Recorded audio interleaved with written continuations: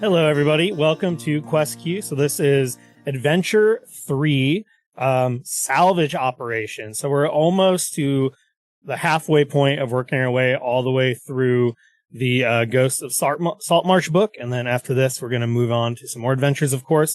We are playing with some level 4 characters tonight. We can go around the table really quick. So, Adam, who are you playing tonight? I will be playing Don Volcano. Don is a fire genasi artificer. Has some of the best inventions in the world. Actually just one. But it pays enough to keep Don funded until he gets that next big break. Still working on it. But yeah. Cool. We'll go down to Megan. Hello, I'm playing Fancy, who is a Lokatha rogue, like a swashbuckler rogue. She's a pirate. And she's like top half ocean sunfish, like the really flat, dumb looking ones, but then like with sexy human legs. And she's between crews right now, and she's just looking to get back on a boat. She just wants to be out on the sea. It's where she's comfortable and where she biologically needs to be. All right, and Gerundu. Hello, I'm playing Howie Does It, the returning Black Dragonborn monk, warrior of the elements subclass. And then we would have Charlie playing Cece. She's feeling a little bit under the weather today, so she wasn't able to make it. If she's feeling better next week, she'll be here, and if not, then we'll continue with the three of us, but we will see what's going on. However, without further ado, let's go ahead and start out Adventure 3, Salvage Operation. So right now, you are not in the city of Saltmarsh. You are in the middle of the sea on a boat. You are currently floating on a ship called the Soul of Winter, and the Soul of Winter is being captained by Captain Wolgar Windrune, who is a dwarf, and he has just under 24 ship hands working with him, who are all variations of either human or dwarf. And you have all been hired by a merchant prince to go rescue an enormous treasure hoard of his. And if you return with what he sent you to get, he is going to pay you, I'm not going to stutter here, 10,000 gold pieces if you were successful. Holy moly. This merchant prince was named Albric Dralion. He used to be one of the absolute richest people in the entire town of Saltmarsh. And someone had tipped him off that if he were to move his merchant's agency south, that he could like run essentially a monopoly on some spice trade. And he went all in. He sold his mansion. He bought a dozen ships, massive ships. He had a whole fleet. And then he liquidated all of his belongings and managed to put them into some paper assets, some IOU type notes that he could then, when he went to his new location, transfer and sell back to get his money. Well, he put all of his valuable notes in one ship at the front of his fleet as they went to travel south, and a terrible storm hit them in the middle of the ocean. When that happened, many of the ships sunk, but the first ship, the one that he had all of his valuables on, was never to be seen. Completely disappeared. No one knows if it sunk. No one knows if it got stolen. It was just gone. And that ship was called the Emperor of the Waves. Now, it's been about 3 years. He has managed to recover since then a little bit. He's no longer a merchant prince. He's just a decently successful merchant. However, there has been word to him that someone has found the Emperor of Waves and that it is sailing across the sea as a ghost ship, unmanned, with the sails torn, holes in the side, and by the description, he knows it has to be his ship. So, what you've been hired for is to go find this ship, board the ship, and find a large gilded chest that can only be opened through a secret magic passcode that he has. And if you bring this to him, he will give you what he said is 10% of his fortune, which was equivalent to about 10,000 gold pieces. This is obviously, I mean, this can make you all some of the most wealthy people in the entire city by far. So he paid for this whole thing. He hired this ship. He paid Captain Wolgar Windrune. Now, the dwarves that he hired to take you here, they have not been paid to board the ship. They are simply there to deliver you and return you. So you have all been sailing at this point for a little bit over a day. You were heading towards the general area where the description of the ship was last seen. And so right now, that's where you're all headed. And based on the description, you should be there pretty soon. And you're just looking for this massive ship so that you can go ahead, collect this chest, bring it back on board with you, and then they'll take you back to Saltmarsh. So what are you all doing on the ship right now? You know, you're all standing on board. If you are all on top of the main deck, which the forecastle or some shit like that, because I've already forgot how to say it. Forecastle. You are standing here just right on the top deck, and you have Captain Wolgar Windrune standing nearby. You have all the different deckhands that are going about working. No one really expects you all to have to help manage the ship itself. You're simply just, waiting until you get there to do your part of the job. So what do you think you all have been doing this whole time while you've been waiting on the ship? How would you spend your time at sea here? Howie's probably gotten into some liquor, if there's any to be had. I guess he'd be trying to marshal it a bit and not drink it all on the outgoing voyage. But he needs to keep on an even keel, so to speak. So, yeah, he would definitely have just been lounging about, drinking and engaging in a bit of carousing, I think. I think for Don, if knowing that Howie's, I don't know how long we've all been together and hanging out and everything, but I think with even with knowing Howie just a short amount of time, you'd probably get the vibe, this dude drinks quite a bit. I think Don's kind of trying to like hype up his alchemy jug. And he's just like making Howie a bunch of booze with it. See, you don't even need it. It's just every day, 8 gallons. Well, right, but it's very nice. What you're serving me, I like is, what do you call yourself? You're like a mixologist, are you? Oh no, I would call myself an entrepreneur of sorts, an inventor, perhaps. You might have heard of the grippy socks. He's like looking over your feet. You got them grips on? Well, I've got some very nice slippers, actually, yeah. But I don't know about grippy socks. Although these do let me walk up walls. Oh shit! Don't get much grippier than that.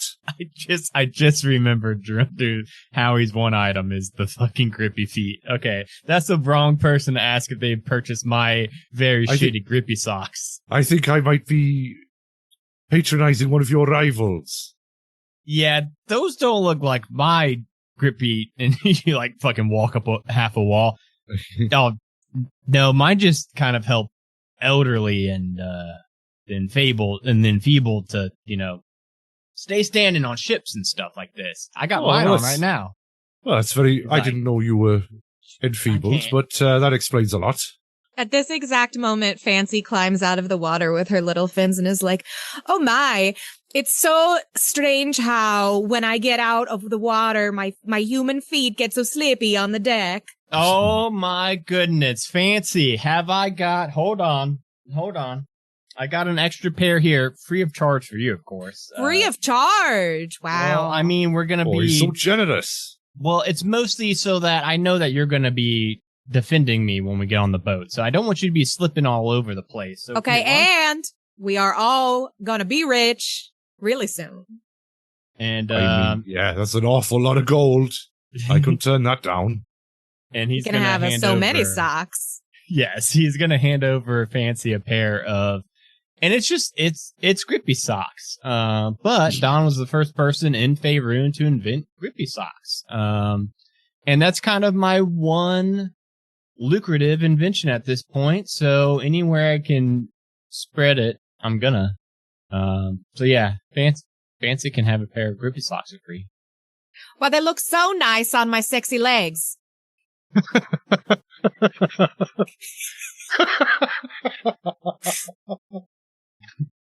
Well, gosh damn it, those do look pretty nice, don't they? I don't know what I'm allowed to say to that.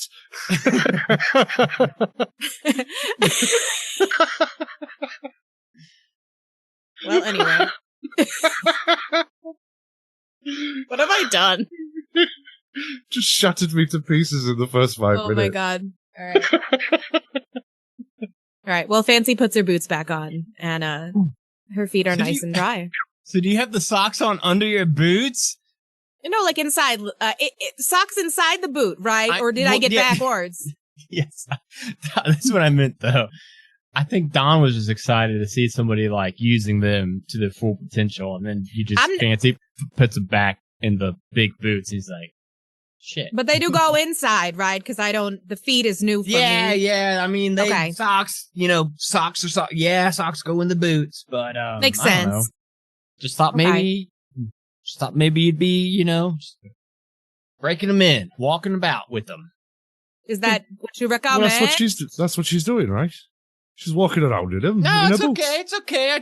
I got the big logo printed on the top with the TM and everything on it. So I just thought maybe we'd get some advertising on those nice big fish legs right there. But I guess not. It's okay. It's all right. We can wear boots with grippy socks. That's part of the appeal. I mean, if you were looking to market a pair of socks, then I suppose that Fancy would be the right person to do it. Yes. Maybe when we get back to land, we can get some pictures made. We'll get some flyers sent around, and we'll do a bit of an advertising campaign for you. You'll certainly be able to fund that with 10,000 gold pieces. I never once thought of it until just this moment. But god damn it, do I not have the best foot model in all of Faerun right here in front of us? Well, exactly. Yeah. Let's get the chest from the Emperor of Waves, and let's get right back to Saltmarsh, and let's really make the cake. Well, exactly. I mean, I've got my own business to attend to. I've got a thriving moonshine business, so that'll go into that. Don't even worry about that. Just don't even worry about that anymore. Now we're on the sock thing. We're doing the sock thing. What's amazing? No, it's all of our thing now. Mm-hmm. Okay. All of our all three of us. Come on in now. Mm-hmm. Come on. And that's what's amazing about the piracy is because you never know. You could be on a boat and then you could be a foot model. Socks on 3. Socks on 3. 1, 2, 3. Socks. And Jeremy, that's how we were spending our time. It's just making a business plan. Just bickering about socks. So Sharks. As you're all standing there talking, arguing, coming up with business plans, commenting on Fancy's feet. I keep saying sassy. Fancy's feet. Fancy feast. Fancy feats. As you're all talking about Fancy's feet and becoming a foot model and socks and all that. Gonna be one suddenly of those adventures. You'll hear a musket go off, an explosion. And then you'll hear, "We're being boarded!" And all of a sudden, all around you, you'll hear whoosh, and then you'll hear growling noises, and there's just panic all over. The dwarves start running all over the place on the deck. The captain who was shouting that is now leaning over from behind you. He's looking down, and he's going, "Get ready! There's Salvage afoot!" And then you notice that there are like little grappling hooks being thrown over the sides of the ship, and suddenly you see the blue and green flesh of scaled fish monsters as Salvage are starting to board this ship from all sides. So all around you, you just see these 6 to 7 foot tall creatures pulling themselves up over. Many of them are wielding tridents, knives, and they're jumping over, immediately attacking a whole bunch of the dwarves. You turn, you see at least 2 or 3 dwarves just immediately get gutted and thrown over side, just in the middle of this whole conversation. And we're going to roll initiative. Sucks. 1, 2, 3, socks. I got a 6. Oh my god. I rolled a 4 plus a 2. I got a 6. So suddenly you are surrounded by close to 20 Salvage. They are climbing up on the side, and they're just immediately going around. You see, as you turn around, one of the dwarves that was standing just behind you all, working on the sails, you see him get stabbed in the back. He lets out and then gets thrown over the side into the water below. And then there's this Salvage that's right behind you, Don, and it's going to go ahead and try to stab at you with its trident. as just a quick surprise attack. So, let's go ahead and see if that hits you. What is your armor class? Don Volcano. What is my armor class? Yeah. Yes, sir. My armor class is 4. Sorry, I was looking at my spells and I was trying to figure out what the fuck. I've got a 14 armor class. 14. The Salgan rolled an 18. Comes up behind you. The same one. You see him kill that dwarf, and then he just jabs at you right in the stomach with his spear, and you already take 9 damage. That Ooh, seems Lord. like too much, Jeremy. I think you need to readjust. Calm down. And you'll hear them go, "We're under attack!" And they're all running No all shit. over the place. What do we get for those initiative rolls? It looks like you got a 6 for Don Volcano, a 7 for How He Does It, an 11 for Fancy Feet, and I'm going to go ahead and roll just 1 for all the Salguin. And then I'll roll 1 for the dwarves. Well, it's not going to be good because we all rolled bad, Jeremy. The Salguin get a 13, and the dwarves are going to get a 20. So Fuck thankfully, yes. the entire crew will get to go first. So Too distracted. as this is all happening all around you, you see, like I said, a couple of these dwarves just immediately get killed. The ones that are remaining are panicked. This one over here is going to... There's one that's on the upper level right in front of you towards like the front of the ship. That's kind of where you would drop the anchor. And there's like, it's just him versus now 5 of these Salguin. And he's going to disengage, jump, run back down the stairs. And you see him next to you. He's like, "We're being outnumbered. They're surrounding us." And he's joining back to back with you. You see the ones up here. They're pulling out their scimitars, trying to fight them off. And this is suddenly a very chaotic scene. For the first couple hours, you've had no problems at all. This spear is going to thankfully manage to wound the Salguin, stabbing him in the stomach, but it's only 4 damage. So as he jabs him in the stomach, the Salguin just kind of laughs and is going to try to attack him back. The captain himself discharges a musket, shooting at one of the Salguin and managing to kill it. And you just hear all this kind of chaos and bloodshed coming around you. But yeah, as that's going on, there's also things going on below deck. You can hear shouting coming from beneath the boards below. You can hear yelling from all around. You do see a couple dwarves come shuffling back up and running up the stairs from the lower decks to see what happened. So there are kind of some reinforcements slowly popping in here or there, but it's kind of just mass chaos in this moment. So now we're going to move on to the Salguin. Another one's going to come up on Sassy here. I'm fancy. It's Oh, not damn it. sassy, Jeremy. Why does it even say Sassy on here?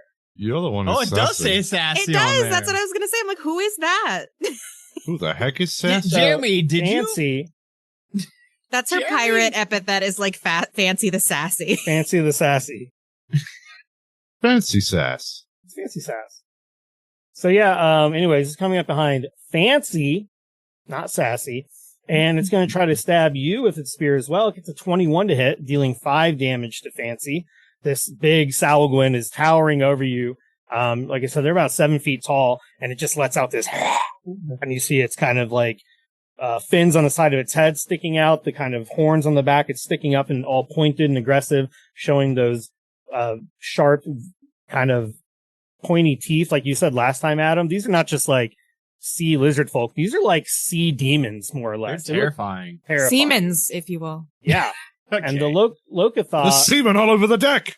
Fancy, you've probably dealt with these before because they do often fight against the what are they called? Locathah? I say it wrong. I say Locatha, and I don't think that's correct. okay, You're so- one of those? Oh, Yeah. hey, in Danger at Dunwater, Locathah. you were part of the factions that were in the summit. Yeah, cool. I didn't actually realize you were one of those, but that's cool. It kind of loops in a little bit. Probably not Fancy personally, but maybe Yeah. someone she knows. Yeah. Up top, there's more fighting going on. It looks like we lose 2 more dwarves to Uh-oh. some Wait, of these. Jeremy, Mhm. question for you. So you said this one, did this one attack me? Yeah, I attacked you. Wait, so what was the attack roll? It hit you for 19. Ah, shit. Yeah, it hits. Yeah, so you got stabbed for 4 damage. Okay. And then you're going to all hear the shouting up top. I just did quick rolls for all the ones up top. So they've killed a couple more dwarves where the captain is. The captain's like, just screaming. You can hear like multiple muskets discharging off in the background of this ship. And yeah, you're all just kind of being surrounded. You see that the ones up top are closing in. So if you look up to where the anchor wheel is. You can see that there are a couple marching forward. All the dwarves that were up there have been completely murdered. And there's another one coming right up on you, Howie. So now you get a turn as well to maybe get stabbed. You're not left out. We didn't forget about you. Hooray. So this one's going to also try to stab you with a spear, and this one gets a 15 to hit. Does that hit Howie? Sir. All right, so that one does not hit you. You can see they're all seething. They have what's called a blood frenzy. So it does seem like they're quite angered, even though they're the ones that have assaulted the ship. And finally, what can I tell you? we move down in the initiative, and that makes it Fancy's turn. Okay. I'm going to attack with my rapier. I think. Okay, actually, hold on. I'm going to use my steady aim to give myself advantage on my attack roll. So then I'm going to attack with my rapier with advantage. So let's see. There's one of them. It's not going to be that because that's not great. Wait. I can't see what it is. It says a 13. They rolled a 13 for both. They've rolled twice. Oh. They rolled twice and for some reason. Okay, well, I guess it's a 13. It's 26. Why would it? Yeah, exactly. No, Yeah, it only rolled once for me, so I'm going to go again. This one's a 25. That one works. Yeah, rolled 25 twice as well. Yeah. Oh, Weird. okay. So 25 will hit. Okay, cool. So then I will do... I think we looked at that last time. Megan played, and it was doing this also. Wait, was it? suppose- This is so wrong because if it it's- just rolled so many more dice than I needed it to. Hold on. Well, it rolled it twice again, but No, it's but rolling the exact same result every time, so it Yeah, doesn't so let me use really a- matter. Let me use like a old fashioned. We're gonna go analog. We're gonna go analog for this. I mean, that says 16 points of damage. You might Well, risk. No, but I going actually- to- I know, but Sneak it- attack. Oh, What? did you not get sneak attack, or It's do you? including Because I'm sneak attack. touching. You I'm did 9 touching piercing damage plus 7 sneak attack. Oh no, I do because I gave myself advantage. That's why it was okay. So I just haven't played a rogue in 700 years, and that's why. That So whatever ain't that. And I think because I'm touching them, right? Or is that not how that works? I don't remember Yeah, you how get sneak flank attack Yeah, you're works. with. So if you have an ally within 5 feet, you get. Yeah, you're Yeah. fine. Okay, that's what I Okay, thought. so then whatever that was is correct. Okay, so Yeah. the one that 16's a tried to lot. attack you, you're gonna, or it did That's attack you. It's the same one that killed that dwarf. Comes up now. You're gonna hit him for 16 damage, which is wonderful for not for them, but for you. So yeah, would you stab him with a rapier? Yes, it's like a really cool pirate sword, and it's got like an interesting like what are those like? What's the guard thing that goes around the hand? It's got an interesting one of those because I have a little Like fin. a knuckle bow or a colt Yeah. hilt. Yeah, that. Yeah, so you just run him right through with the rapier, and he lets out he's not dead yet, but you can see his bluish blood dripping down his stomach from where you stabbed him. He's gonna be dead pretty soon. Cool. Anything else? No, that's it. All right, then we move right along. Then next in the order, it looks like it's going to be none other than Howie Does It. Cool. Well, first thing Howie's going to do, having slowly realized that they're under attack, is going to activate Elemental Attunement. Okay. So spend a focus point to gain these benefits for 10 minutes. So my unarmed strikes have 10 feet greater reach than normal, meaning I've got 15 feet reach How's with that my look? unarmed attacks. I What's that imagine look like? I imagine that, like, sort of, like, limbs made of the element that is chosen sort of extend, like, 15 feet, like Dalcine arms and legs, out, but they'll just be crackling or whatever with lightning or burning with sort of sizzling with fire or whatever it is with the appropriate elemental effects. Also, whenever I hit with an unarmed strike, I can cause it to deal my choice of acid, cold, fire, lightning, or thunder damage rather than bludgeoning. And if I hit with those, I can force the target to make a strength saving throw. On a failed save, they get moved 10 feet toward or away from me. Ooh. So it's pretty tasty. So activate my elemental attunement. I'll send that to the Beyond 20 window. And then I'm going to attack the fishy gentleman immediately between Don and the dwarf that's taking sanctuary with us by the railing there. So this one, let's have a go with An unarmed strike with 15 feet of reach. Jesus. And that dwarf that jumped over, he's like, they're everywhere. There's 5 of them. They killed my mates. And he's like freaking out. And then as you look up, there's like 6 of them closing in from above on you. Howie, you're going to go ahead and punch that one? Yeah, I have chosen acid damage for this one, as befitting the Black Dragon heritage that I've got. So it's a 21 to hit. It's 9 acid damage. And do a strength saving throw or be moved 10 feet away. And that's the one right behind you by Dawn? Yes. All right, strength saving throw. I bet I can I know what direction you're going to choose. We're not plumb to us. I don't actually know what you need to beat. Well, he got a 3. Yeah, I was going to say surely not a 3. Yeah, I would imagine that would do it. I'm just looking at the elemental strikes rules, but I can't see where it says what saving throw is. So you with a 3, you're able to knock him back 10 feet in a direction of your choosing? Yeah, well, not in the direction of my choosing, either towards or away from me. So and away being over the side. Fling him over the side of the boat, please. Yeah, with my 15-foot long arms. You flip him over and go, fuck you, Kevin! He flies over the side and you see him go. Because the ship's still moving. They all like jumped on and raided you all in the middle of the sea. And he's off in the water. That being said, they were able to catch up to the ship, so they might not be gone forever. But anything else, Howie? Yes, I will do with my bonus action. I'll take an unarmed strike against the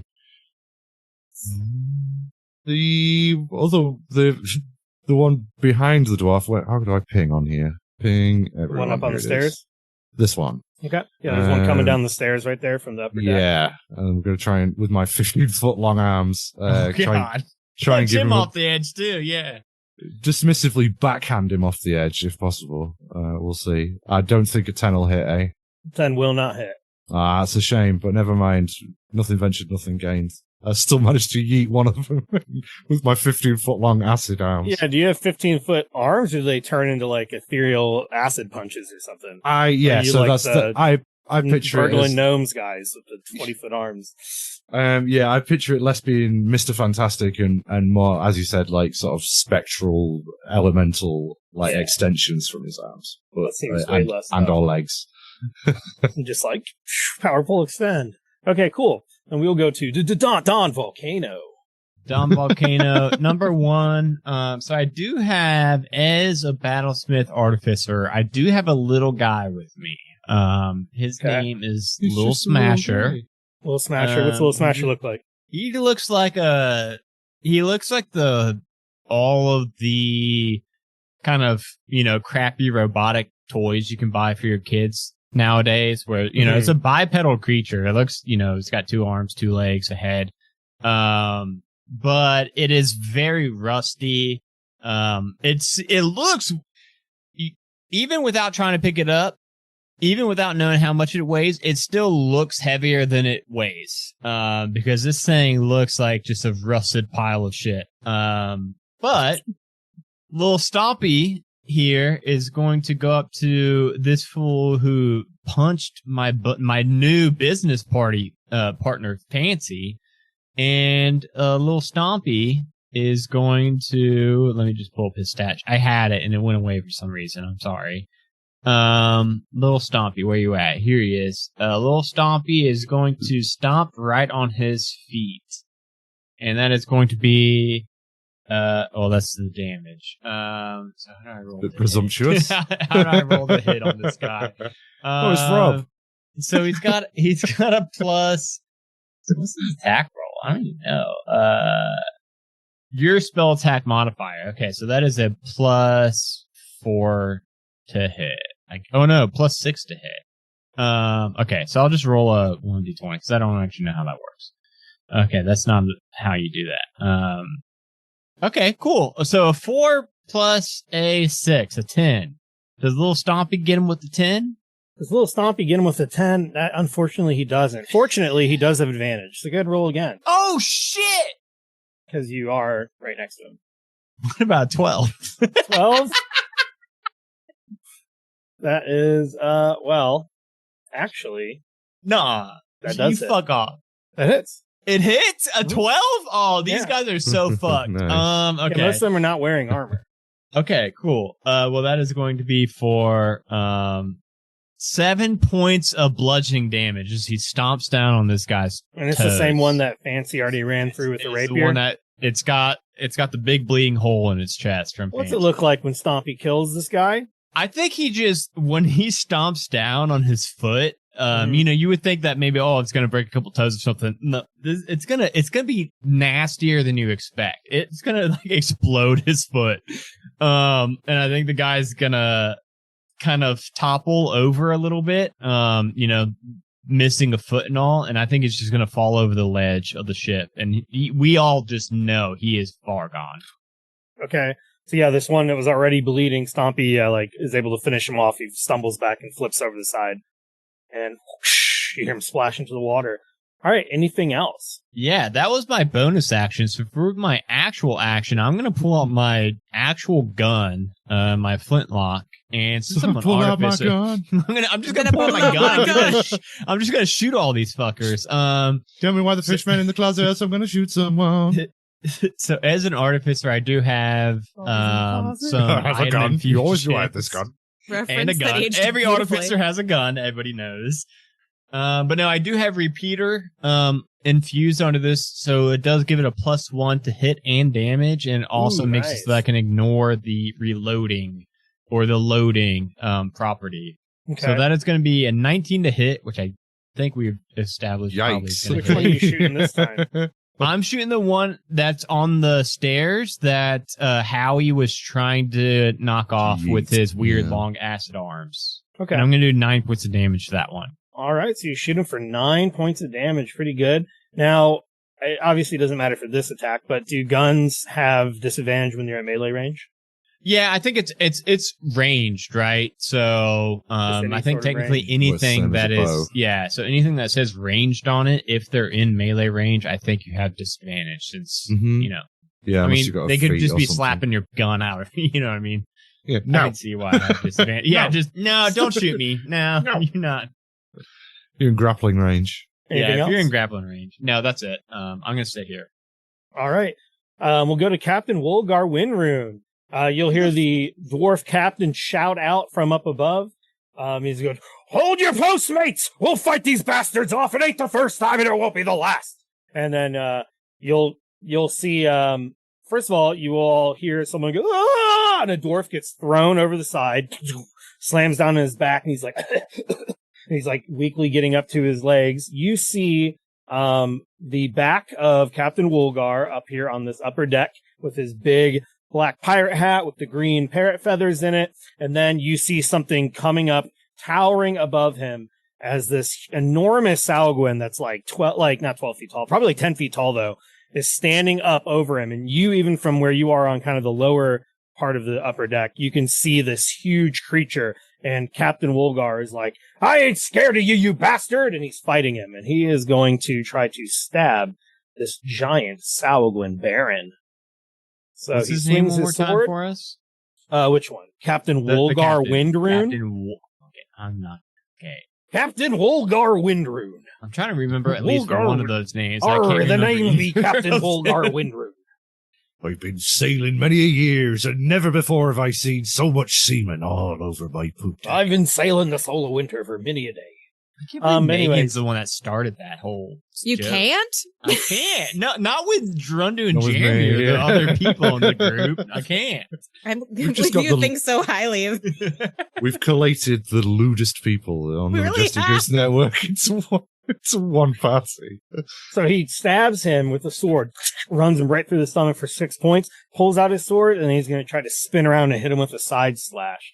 For his multi-attack, he gets an I like 18. this. They both hit. He ends up hitting him for 10 damage, and he's going to go, and he's like, he's going to yell back at you three.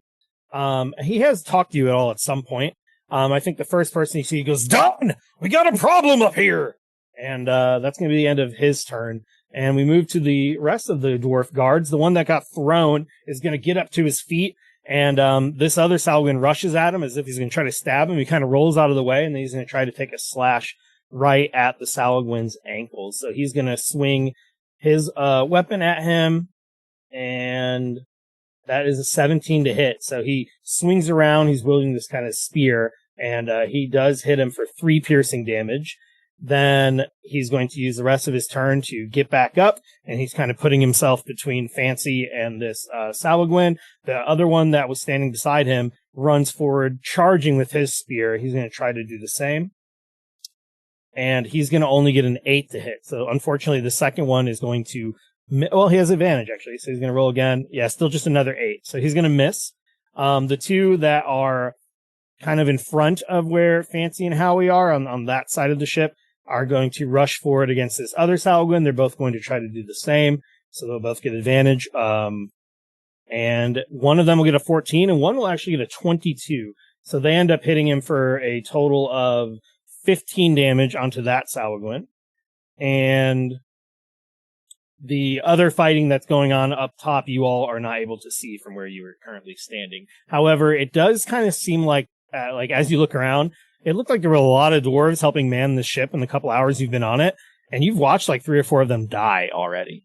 So this is pretty brutal. It looks like they're close to losing like a quarter of their crew.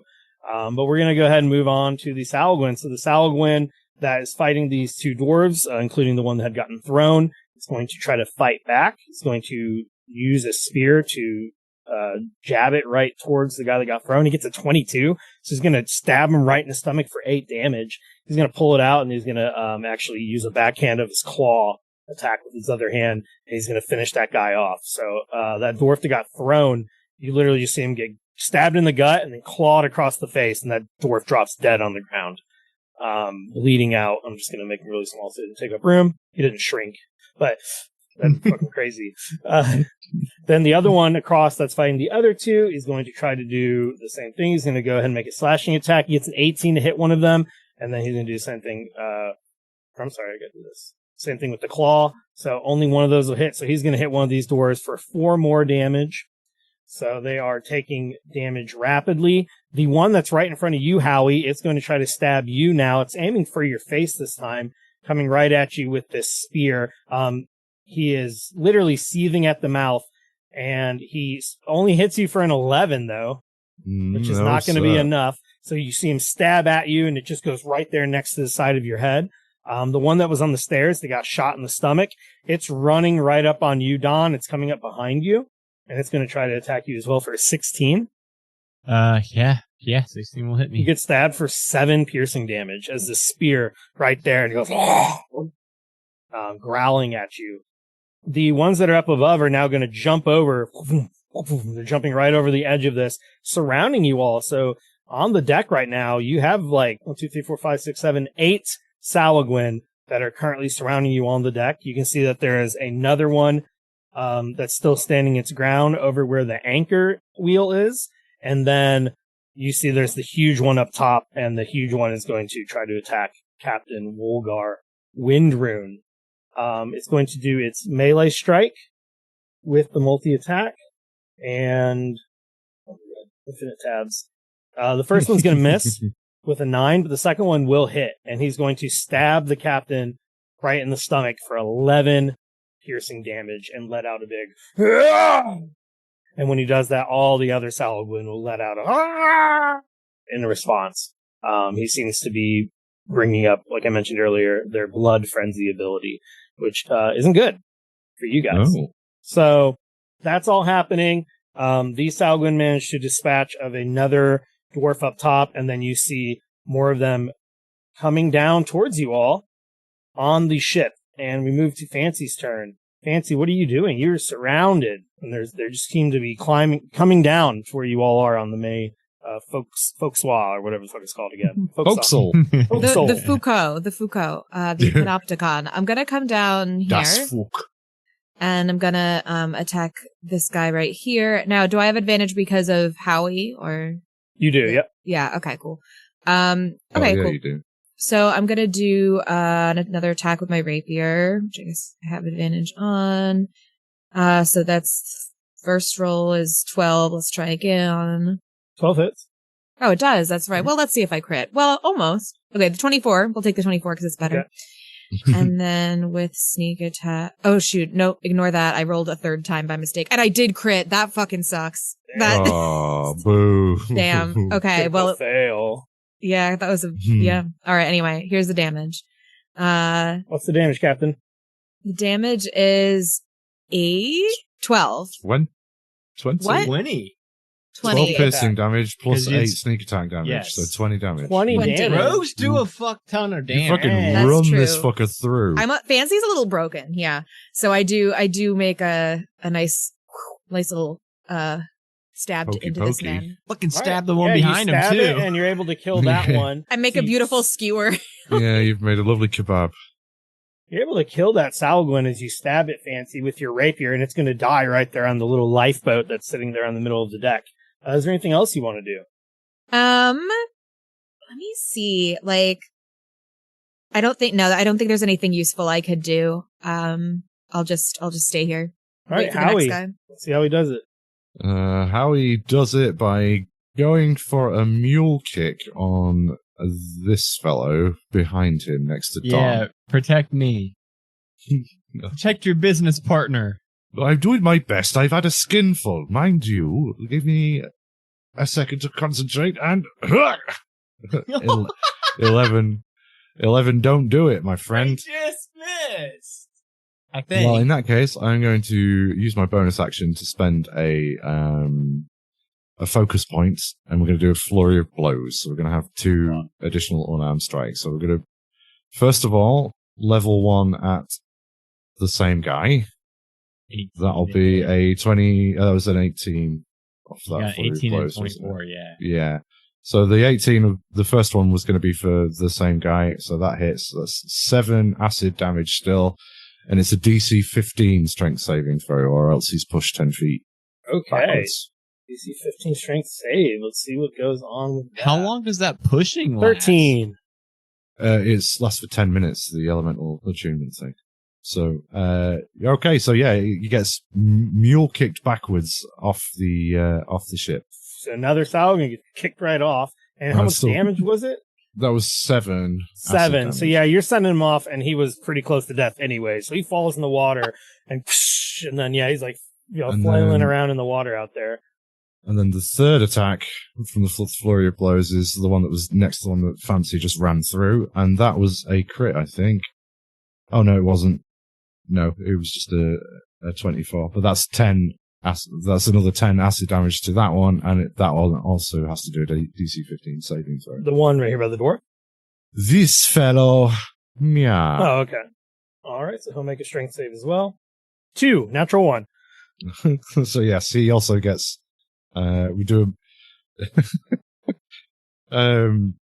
How he swings his leg backwards into a mule kick, and then, while still standing on one leg, swings the same leg forward. It whips out another 15-foot long acid leg, kicks that one straight in the crotch for 10 points of acid damage, and kicks him 10 feet back.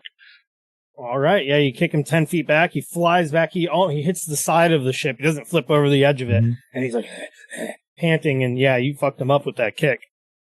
And Anything else for Howie? that will be it from good old Howie does it. All right, See how he Don. does it. Yeah, I think Don. So That's one of it those sucks. classic Don Volcano temper tantrums. Well, it just Protect sucks 'cause me. I'm now below 50% HP. So I do unfortunately need to waste one of my actions of just casting Cure Wounds on myself. That's oh my shit. That's 13 healing. Oh, I don't shit, even know how I is rolled that 13 much healing. from a level 1. So that rolled a 2d8 plus 4. yeah, fuck 6 yeah. plus 3 plus 4. Okay, yeah, 13 healing, so it's almost going to top me back off. Now I almost feel bad about using that spell, but Why? because like I've You just got your ass handed to you. I know, but I've also Self-care got is shit. I important. want to kill a bunch Yeah. of these fish vampires, but it's okay. It's okay. We'll get to that eventually. You get. There's plenty of them. Well, yeah, we'll have our chance. Well, Lil Stompy is going to run over to the actually, I don't have control over Lil Stompy, Jeremy, but I would like to run over and attack the Sourgwyn, who's still in combat with one of the dwarves, kind of near us, towards the right. Okay. Okay, now I can control Little Stompy. So Little Stompy, of course, is going to. God, where'd that go? I had his stat sheet pulled up, but D&D Beyond closed it. So give me one sec. Little Stompy. It's gonna be right here. So he's got a plus. He's definitely got a plus to hit. It's my spell attack modifier. So his to hit is 1d20 plus 6. So does a 21 hit? 21 hits. Okay. So he is again Little Stompy. Hey Jeremy, you want to guess what he's gonna do? Stomp. He's gonna stomp. He is stomping right down. Okay. Well, fuck that though. There's no way I rolled a 1. Does he not have a it says plus PB. Oh, proficiency bonus. So that's a 1 plus. What, 2? What's our proficiency right now? 2? Yeah. Yeah, so 3. He 3 stomped damage? a couple Okay. toes. 3 damage. I mean, I don't want to get my toes stomped for 3 damage. Feet. Yeah. Okay. And you know what? I mentioned how rusty he is, so tetanus, maybe? Jeremy, if you want to sprinkle in some like poison conditions or whatever, that works too. The enemies have the unvaccinated feet. Corroded from the salt air. These guys Don. are for sure unvaccinated. Don, I think you should maybe use that picture of yours to put some WD-40 on old Stompy. He's having a bit of a hard time over there. Yeah. I'll get him. I'll get him all fixed up right as rain right after. If you're gonna have a pet, you've got to look after it. Yeah, I'll get him. I'm gonna scoot a little bit closer towards the stairs that go up towards the captain. But I also realized that if I went all the way to the stairs, I'm gonna get absolutely destroyed by like 5 sour gwins. So I'm not making it all the way there. So that's gonna be my whole turn right there, Jeremy. Okay. Healing and then having Little Stompy stomp on that dude's toes. Then we will move to Captain Wolgar Windrune. Captain Wolgar is going to swing again with his great sword. So he's going to take that big sword he had, or long sword, and he's going to hit with a critical hit against the Salgwin Baron, hitting him for 11 damage. Then he's going to swing again for his multi-attack, getting a 24 on his second hit, dealing 13 more. I love this so guy. He manages to hit him for 25. Captain, my captain. Oh, I can do this all day. And he's going to hit him for another 25. That loud Salwin Baron lets out a enraged scream. And we move back to the rest of the guards. He's going to say, "Keep your hopes up, mates. This fight ain't over yet."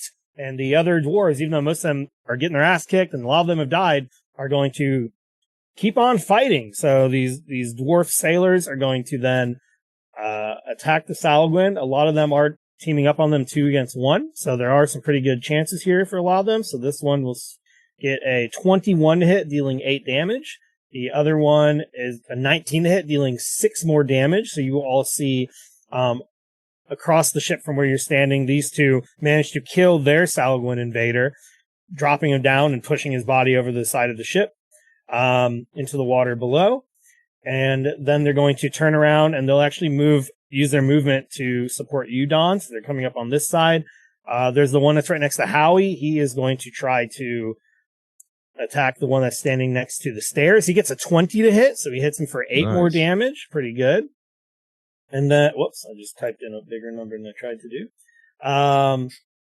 And then, unfortunately, that's all the dwarves for now. I guess there are, it's only been a couple seconds, so you do see more dwarves are starting to come in from the bottom. They're starting to run up the stairs and will come up onto the main deck, trying to see what's happening. And then one of them will shout, "Salgwin attack!" down into the basement, hopefully calling for more reinforcements of these dwarven sailors to join in the fight. We go to the Salgwin now. The Salgwin Baron, after getting stacked in the stomach, it's actually going to step backwards, allowing Captain Wolgar to get a opportunity attack with his long sword against him. He's going to miss, though. He only rolls an 8. And that Salgwin Baron is going to pull out this big conch and go and blow it. And then you see all the Salgwin turn, and they immediately will stop fighting. You will see them pick up the corpses of any of the fallen dwarves and throw them overboard into the water. And then all these Salgwin jump off the side of the ship.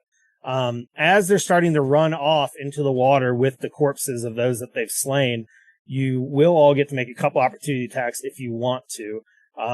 But it seems like they are abandoning their attack after getting a good half dozen bodies out of this. And they're going to run and dive over the side. And he's going to say, yeah, that's better. You better run, you fucking pussies. I'll kill the lot of you, them goddamn Salagwins. The captain is pissed. This shit happens too fucking much. Any of you wanted to cash in one of those opportunity attacks? I think all of you except for Don had at least one Salagwin on you that you could do an opportunity attack if you want. So do I? Sure. I will if I did. Yeah, you did. Fancy had one, and Howie had one. So if you both want to make an attack while they're trying to run. Did I? Is mine? I think mine's dead. There was two right the one behind that you, from the top. Okay. Yeah, one ran I up. see. That was a crit. Ooh, a crit. Yeah. Unless Howie killed that one before Yeah, he so was one of to them's swing trying to on run it. off and jump, and Howie, you kill it. What's it So, look like yeah, when it you was- kill that fleeing It was guy? 15 acid damage, and he got knocked 10 feet back. So, a 15-foot long, sort of sizzling green arm backhands this. So is it Sahagin? Sour Gwen. I don't Sour know how Gwen, to yeah. fucking Sour say Gwen it. kids. And Jeremy made me run a whole campaign or a whole adventure where I had to say Sour Gwen a bunch. I didn't know how to say it. Jeremy loves Salgwins. So it's 15-foot long acid arm backhands this Saragwin over the railing of the ship. As it's going through the air, it's just dissolving as this Yeah, acid you hear consumes it. as he's falling off, burning into the water. All right, and then suddenly there's just silence, and the captain. Wait, I didn't make mine. Oh, I'm sorry. I think it I was would the like one to that stab. fucking Howie got just 13. killed. Yeah, Oh, well, never mind then. You I still don't hit even it. need to. So you you still can hit still- it. You stab it with the rapier as it's getting acid blasted. I got a little Yeah, bit you- in. It's You fine. get some You- blood on your sword. It's You okay. You skewered him first, and then I backhanded him Still off counts. your Okay. rapier, and then he dissolved. It was a double kill. Nice. We'll So- split that one. We both count. It counts for both of us. You'll see the dwarves that are up here are going to run over to any of their counterparts on the ground to check if they are dead, try to check vital signs, see if any of them can be recovered. You see the ones that aren't tending to the other sailors looking over the sides, watching as all the Salgan swim away, and you can see them pulling the bodies under the water and then disappearing and taking away a good half dozen of these killed sailors, probably for food. That was probably a hunting raid that just happened. The captain's gonna go, damn it! Someone do a body count! How many do we lose this time? I'm sick of these fucking things! He's gonna look down at you. What about your lot? You all good? Everyone accounted for? Yes, I think we're all right. Aye, Captain. Excellent performance, by the way, Captain. I was very impressed by your martial prowess. Well, it wasn't good enough or else I wouldn't have lost any of my men. There was very little we could have done about that. There was so many of them. And in Does the this middle of happen the all- day, too. These raids normally don't happen till the night. I was going to say, how often does this happen? Well, every couple voyages or so, we'll see them trying to tail us, steal our victuals and all that. Looks like this time they're just here for the food. Damn bastards can't even let us do a proper burial. Well, should how grease about up the- this? I should won't let grease up them the do the walls. same. He stomps on one. So he's down here now. He's going to stomp on the one that's killed in front of Fancy and just stomp on its head. No burial for them either. Bastards probably eat each other. Nice, Captain. You get him. Top stomp insert. Little Stompy is gonna do a little hack. It's like, Are we yeah, hell yeah. stopping? We Little stopping? Stompy's like, are we stopping? We stopping time? He's gonna start stomping, hopping over to where the captain just squished his head and he's like, hell yeah, stomping time. Just gonna start stomping the body. The rest that's not pulverized. Does little Stumpy talk, or is he just No, a he's just a mute? very shitty, rusty robot. Does he make any noises at all? Let's go. Boop. Not by choice. A lot of He just- squeakiness. He just squeaks yeah, rusty, crusty, to squeaky really, metal on metal Limp he noises. moves is just fucking. Is it? Jason and the Argonauts. Is it Talos, the big bronze statue? Just goes. Yeah. Every time. He's got a smiley face mouth on it, but it's it's just a design. Like he doesn't, he can't open it. He can't make any noises. Etched into the rusty metal of his carapace. This is a V1. This is like a prototype, right? So maybe, a couple years, Don's going to make a little stompy V2, and that one's going to be selling like hotcakes. But for now, obviously, you got to start small with your prototype. All this salty sea air can't be very good for him. Right. After a couple of moments, one of the dwarves is going to come up to the captain and go, Captain, we lost 6 men. We did a count. It looks like we even lost Mr. Charles. Oh, Mr. Charles. Mr. Charles. He was so close to paying off his debt, too. Damn, Salvage. 1 week left till retirement. Someone needs to go find their damn caves and kill the lot of them. I'm sick of this. We've done nothing to provoke them. They think they own the seas. Well, I'm in agreement with you that it's unacceptable that you're having people dragged off to the depths to be eaten, but I don't know about full-blown genocide. That might be just a little step too far. Tell that to Mr. Charles. Now he's dead. I'd love to. Unfortunately, I can't cast Speak with Dead. Or I'd have to go swimming anyway, I suppose, wouldn't I? I'm just saying, I don't know why you don't just grease the boat up. They can't even get up here then. Just, you know what? I got lots of grease right now if you want to increase my feet Don's got some good ideas. We could all have the grippy socks. It would not matter for us. Let's grease the entire deck, entire walls. Everybody slap on some of my Grippy Socks TM and pay a small licensing fee to me, and then we'll be golden. And you'll never get attacked by Salvage again. When we've got some time, Don, maybe we should try and reverse engineer my Grippy Socks. I think there might be more of a future in them. I do like the fact that your Grippy Socks can walk up walls. They're extremely grippy socks. I've got the grippiest of Grippy Socks. I mean, I can hang upside down off the ceiling if I want in these. Well, this is a prototype. I got to add more sticky to them. Well, you seem awfully defensive, Donald, and all I'm saying is I just I'm interested. I think you've got some good ideas and some potential. I'm looking to invest. Well, Howie, I'm sorry. I'm sorry if I seem a little on edge, but I do feel that your boots are borderline copyright infringement. So I'm just going to say it. I didn't make the bloody things. You're wearing them still. And I've voiced my concerns many times over on this voyage, and you're still wearing them, Howie. Well, how about that? Well, I tell you how about that. How about I can walk up and down the fucking mast if I want to?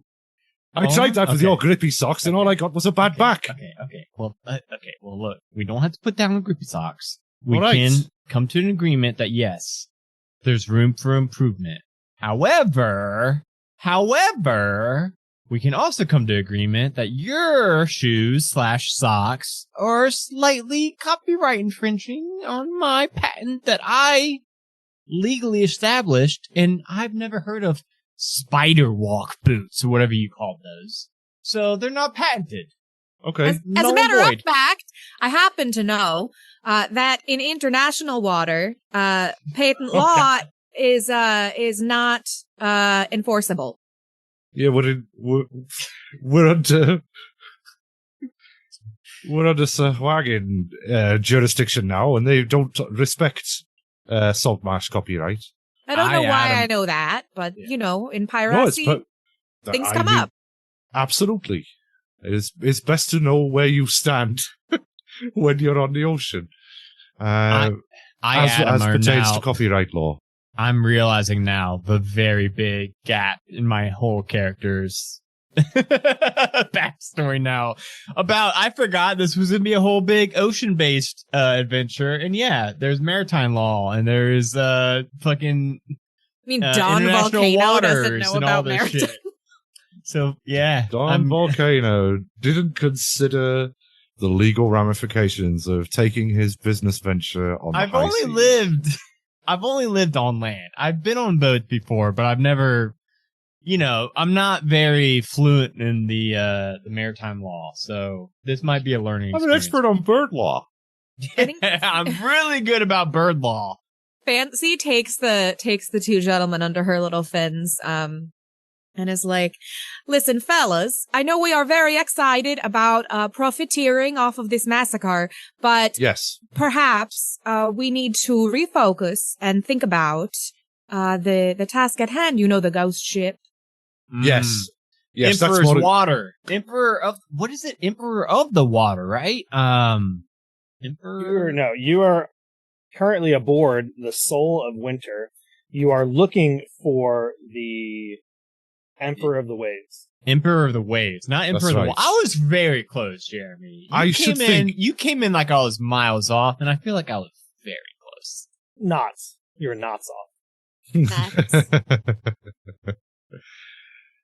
All right, your silly laws don't matter out here. The only thing that matters here is the law of the sea. We're at the will of Proton himself. If he lets us make it to our voyage, it is by his will alone. Your silly laws have no value here. Didn't you see that? The attacks come and go without warning. If they wanted to, they probably could have took a lot of us. Respectfully, Captain, there's a lot of difference between intellectual law and criminal law and intellectual property law, but that's neither here nor there. You've got an absolute point. We're going to do our best to defend you. We're here to do a job as well. It's despicable what just happened. And, you keep we've got a speaking job your to fancy do. words, I'll keep swinging my sword. How about, we'll raise a glass to the fallen in respect to them. I can agree with that. Come on, then. Come on, Don. Bring out the grog. Grog all around. Oh yeah, I'll get out my alchemy jug and start pouring while water this has all been going on, they've been cleaning the bodies. They've been tending to the wounds of those that can be tended to. The bodies that couldn't be tended to, they've been trying to localize on the upper deck towards the back mast, where they're going to eventually do a sea burial. And the rest of the dwarves still have a ship to run, so they're going back, tending to the ropes, keeping this voyage on foot, kind of waiting for their, choking back their sorrows as long as they can to get this part of the job done, so that they can, do what they need to do, and then they can mourn the dead. But yeah, so during this time, and you're all talking, everyone will do a salute. They will drink to the fallen, and for the next couple hours on the ship, things are pretty much quiet. I would like to say, Fancy, you have likely dealt with Salwin a lot, at least before you left wherever it was that you came from, where the rest of your kind are, because the Salwin often fight against your type. And one thing I think you noticed from that, without even a roll, was that wasn't really a normal thing for them, that they seemed frenzied already. Usually their frenzy only happens when they get, they're always aggressive, but they get extra aggressive like that once they've been wronged or wounded. But they've all seemed to be in a frenzy the moment they boarded the ship. And I think you noticed, they were extra ferocious that time. There was something going on. Also, just attacking ships like that in the middle of the ocean, it's not completely unheard of, but the way that they just kind of attacked and only took bodies and then ran off probably stands out to you as, abnormal. There's probably something going on with their food chain, or some sort of food access. Yeah, I think I would definitely alert the captain. Let him know. Yes, there's been all sorts of attacks like that lately. I'm not sure what's been going on with them. We're lucky that we've only lost 6 this time. Last time we lost 8, but not in one single attack. That was vicious. And did you see that big one I was fighting? Never seen a Salwin that large in my life. It was, nor have I, Captain. It was very bad, and I was just wondering, why are they so angry when they come on the ship? They're so angry, they're so hungry, it's daytime. Could they have rabies? Something's going on with them. Don't know We what got the it is. rabies. That's another thing. Attacking in the daylight, they usually wait till night. Perhaps they're just opportunist scavengers. I don't know if they're that smart. Sounds like something stirring them up. Well, this one certainly isn't. He points down to the one that got curb stomped. The only Salwin body on the ship still. That's just has no head now. He's calmed down a lot now. Maybe we should look at him and see if he seems, sick or upset. Well, he's not upset. He's dead. He's about as upset as it's possible to be, and simultaneously the opposite. Maybe he has a note inside his pocket that says, "Here's why I'm mad." Dear diary, today I'm really pissed off about. Let's have a look. Maybe he's got some kind of festering boils or something like that. That'd drive me mad. You can go ahead and do an investigation on that body. Can it was stomped by the captain and by Stompy, so its face is well, Stompy can only target feet, to be fair. So this got one's both laying on the ends. ground. Well, no, it's on the ground dead. And I know. You can only target feet. I mean, yeah, he's a little Stompy. He just stomps. I mean, if so, he's got a fetish. Yeah. It feels like there's some kinks don't being worked out question in this episode. Yes. Yeah, you can all investigate the body if you want. I mean, it's okay. He can. Yeah, Yeah. moving I know on. I suggested it. I just didn't. Didn't know you were going to get there. Yeah, and then I forgot that I'm bad at it. Well, it's okay. Don Volcano rolled a 23. I was just trying to set up that, like, Don also is very interested in this. And I really do have, like, some good, like, I know Don seems very incapable at most feats. He's an eccentric genius. I really do have, like, decent, like, nature and medicine and investigation and shit like that. Oh, yeah, you got a +4, so yeah, you must be pretty decent. So with your 23, you're looking down at this body. I mean, it looks like a normal Salguin to you. It, if it still had a head, it'd be about 7 feet tall. It has the green scaly skin. It has this purple, it doesn't have any armor other than like these purple spiked shoulder pauldrons that were kind of made out of shells. It had its spear. They had these coral tipped spears that it uses. Other than that, it just looks like any Salguin you've ever seen. Nothing, there's no weird boils on it or anything like that. But you don't notice, I guess for your 23, what you see is, no, this is a completely regular Salguin. I mean, obviously this guy ain't got no head on him, but I mean, that's just there's nothing standing out to me. It's just, this looks like every other Salguin I've ever killed. Fair enough. Yeah, I don't suppose we would be able to see it now. I don't want to look at it anymore. Boys, get it off the ship! Get this body out of here! And some of the doors will come start grabbing it, throw it over, unless you all want to do something with it. Rob isn't here, so it's... Yeah, so the body is safe. So, yeah, they'll take it and then they'll go, and they throw it over and splash into the sea. So things are calm now. The crew is tending to everything, cleaning the decks, trying to get everything back in order. You all, like I said before, are not really expected to do anything in regards of running the ship. So you can go ahead and you've plenty of time to do a short rest if you want to. We do not have time for a full long rest, but you can go ahead and do a short rest. And then after about an hour or two, the captain will come up to you all. Are you all staying on top of the deck, do you think? Or would you go downstairs? There's a place, there's 2 more floors below you where you can explore and stay and everything. But, they have quarters for you, but it's really just like an 8-hour journey. And then you'll be arriving. You guys left very early in the morning, like right at sunrise. So it's about mid to late afternoon now. And captain will come up and go, "Aye, she's been spotted." And he'll point off in the distance. Sure enough, you see about 600 or 700 feet away from you all is this enormous black ship. It's larger than the ship you're on right now. You see that the sides of this ship look like it is blistered with holes. It seems like it's kind of leaning slightly to port side. The masts above are all but completely disintegrated. The parts that are left on the mast, on the different sails, are like littered with holes. They're just hanging in tatters. Some of them are not there at all. The back mast has been completely snapped. It's no longer there. It looks like it's riding low in the water, as if it's starting to take on water. Why don't all of you make, I guess, a insight check to see what you know about ship conditions, based on what you see here. I see a 6 and a 7 from Don and Howie. And a 13 from Fancy. So I think from you all, you can see, like, it's in pretty poor condition. But the captain will point out to you, looks like it's taking on water fast. He asked us to, what was his name? Master Dralion asked us if we could tow the ship back to do it, but I'm telling you right now, that wouldn't make it back to the city. I think you're all gonna have to go aboard and try to get that treasure he sent you after. This is a ghost. This is the ghost ship that's taking on water. Yeah, he's pointing, and sure enough, you see out there is the Emperor of Waves. How does that This work? huge black ship. It's moving slowly in the water. It's kind of like just going in like a slow circle, leaning to port side. It looks like it's just slowly sinking over time. Like it's just been taken on water. It looks just, you don't see any lights on it. From where you're at, you don't see any people on it. It's just this very slowly, just kind of angled, slowly going in a circle. And this is the same area where you were all headed, because this is where it was noticed a couple days ago.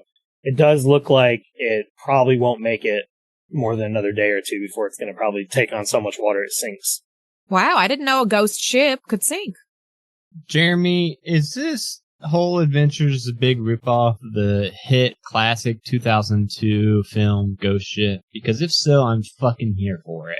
That's one of my favorite movies. No, because this came out way before that. Oh, yeah, this is a remaster. God damn it. Well, hey, A remaster. maybe Ghost Ship modernized this adventure. Oh, no, it's not that kind of ghost ship. Okay. It's a ghost ship is what we call them, the ships when they've been abandoned. They'll travel on their own at sea until at last they collide with something or take on too much water and sink. I knew That's that. A ghost ship. I knew that. I'm a pirate. Yeah, I'm like sure you are. the Sure you Marie are. Celeste or something like that. Well, But that's that to be your prize. I believe Mr. Dralion asked you to. What was it? You're just looking for a gilded chest? that's right. Yeah, he just wants a chest out of it. So I guess we can just Oh, carry we don't that. we don't need to worry about this ship. It's So Mr. completely knackered. Dralion, the merchant Aubric Dralion, told you what you're looking for is a large, a blue gilded chest inside of a sealed crate marked with a letter J. He said that he had all these valuables, or it's a magically sealed chest so that it won't be able to take on water or anything. It can only be opened with his command word. And in it is all the valuable rights that essentially he can sell to regain his fortune and then pay you all back. So he basically told you all before you left that, if you can save the ship, that's great. But honestly, the fortune aboard is worth even more than the ship. And, he's going to pay you handsomely for it. So when you're looking out there, you'll hear the captain go, "Drop the anchor!" And, they'll lower the anchor. The whole thing kind of rocks. You hear this creaking. And the ship finally stops as the dwarves are raising the sail simultaneously. And then as the ship settles, you're all about 500 feet away from it. You say, "Boys, get out the lifeboat. You're gonna row our guests out there. And they're going to grab that chest, and we're gonna get out of here as soon as we can. Should be an easy in and out mission." He's gonna look at you all. "Don't worry, we'll be staying right here. I won't raise anchor until I see your signal or I see that ship sink." Well, that's encouraging. Thank you. And they're gonna take this rowboat and pull it over to the side. Just real quick. What is our signal again? I think we should probably know that. You tell me. We'll be keeping an eye out for it. What should we be looking for? How about I'll shoot a firebolt in the air, like a flare. All right, Shoot yes. 2. And it's a cantrip. I'll shoot 3 of them. 4 of them. It's every 6 seconds. Absolutely. You hear that, Jebediah? And the other one goes, "Yes, Captain, I heard." And say, "All right, when you see that signal, Jebediah here will take the rowboat back and meet you, pick you up, bring you back to the ship, and we're heading back to Saltmarsh." Excellent. Right, sounds like a plan. So the dwarves will bring the little rowboat over to the side. They're going to tie the ropes to it, lower it down into the water. They drop down the rope ladder so you can all come down the side of the ship to board. One of the dwarves is going to climb in. That's Jebediah. And so on the little rowboat is going to be the Jebediah and then the 3 of you. As for your goblin friend, I think she's still not feeling well. We have her in the laying in the bunks below, food poisoning or something. We probably will need her over there. So if she wakes up in time, why don't you go ahead and send a second rowboat after? I'm telling you, it's gonna be worth it. She hits harder than any of us, so we kind of need her. Absolutely. Yeah. If she starts feeling better, we'll have Jebediah here come pick her up and row her over to you. I think it's just a spot of seasickness. It'll be all right. Not everyone is used to the sea. I wobble like this when I'm on land. So yeah, there's this rowboat on the side. Jebediah's like, all right, I'm ready. If y'all are ready, come on in. And he's sitting there. He's got the rowboats, and he's making room for the three of you to come on down. I thank you very much, Jebediah. Absolutely, I'm the best pair of sea hands on this whole ship, besides the captain. Only because I don't have hands. I feel like You're everybody the loves funniest fish Fancy's. person I've ever seen. Everybody loves Fancy's sense of humor. Yeah, It's Don and all- Stompy will climb in the boat as well. Pulls them in with the pins and keeps them with the sense of humor. just playing what I know. What is this? Okay, it took a second to load this in, Jeremy, but it was just a white screen. I was so confused. Okay, I see it. All right, so you, the Winter Soul, I'm sorry, the Soul of Winter. Winter Soul sounds like a better ship name, but the Soul of Winter is parked back about 500 feet from you all. Jebediah rows the boat over to you guys over here. It takes, about 15 minutes or so, and he gets you right up onto the side of the ship. And yeah, as you get closer, you can see for sure the side has been riddled with holes. You see that it's definitely riding low in the water, so the bottom deck and maybe even the second deck from the bottom definitely going to have some water going on. Mm-hmm. You can see that this thing is, even as you guys are not you might be sailors and pirates, but you're not necessarily like shipwrights. You can tell oh yeah, this thing would not make it back a whole day's travel. It's really fortunate that you all got here, because it had a bad storm rolled through or something. It would have probably taken this thing down. When you're coming up to the side, I think another thing you notice are that this thing has been out at sea just for a while. There's barnacles all over the sides of the ship. It does not look like it's been taken care of hardly at all. There's boards falling off. You can see, it just essentially looks like it's like a floating shipwreck is what it kind of looks like. And he'll get you all to the side of the ship, and he's going to pull you up to where the ladder is that brings you up to the forecastle. And he will. What did I say wrong that time? No, I was just laughing because it's the word of the day. Forecastle. Apparently, You're putting like a little French stink on it. Oh, You're was that wrong? Adam like doesn't saying know if it was fuck wrong so. or not. So Fuck so. I was just laughing because we've said that word so many times tonight, and it's a new word for me as well. Forecastle. Forecastle. Forecastle. Oops. Don't act like any of you've ever heard that word No, before. I've I never. I think those two probably I read have. books. My more I have friends who fucking read well-read books. buddies over here to my right probably have. Jeremy, I'm eaten with you, so buddy. many I've books, never I heard couldn't it. even tell you. Like, some folks will read a book, some folks will not read a book, but I eat them, and then I obtain the knowledge through my omophagia gland. That's how it works. Yeah, And he and pisses I've alcohol and eaten sells it. so many books, so many delicious books. And then he just poops out though, alphabetical soup. Dostoevsky Wow. was hard to chew. So you're being brought up right on the side of the ship near the ladder. unfortunately, it looks like Fancy hasn't made it, and it looks like Sassy is the one Sassy's who here moved again? Jeremy, yeah. Not sassy.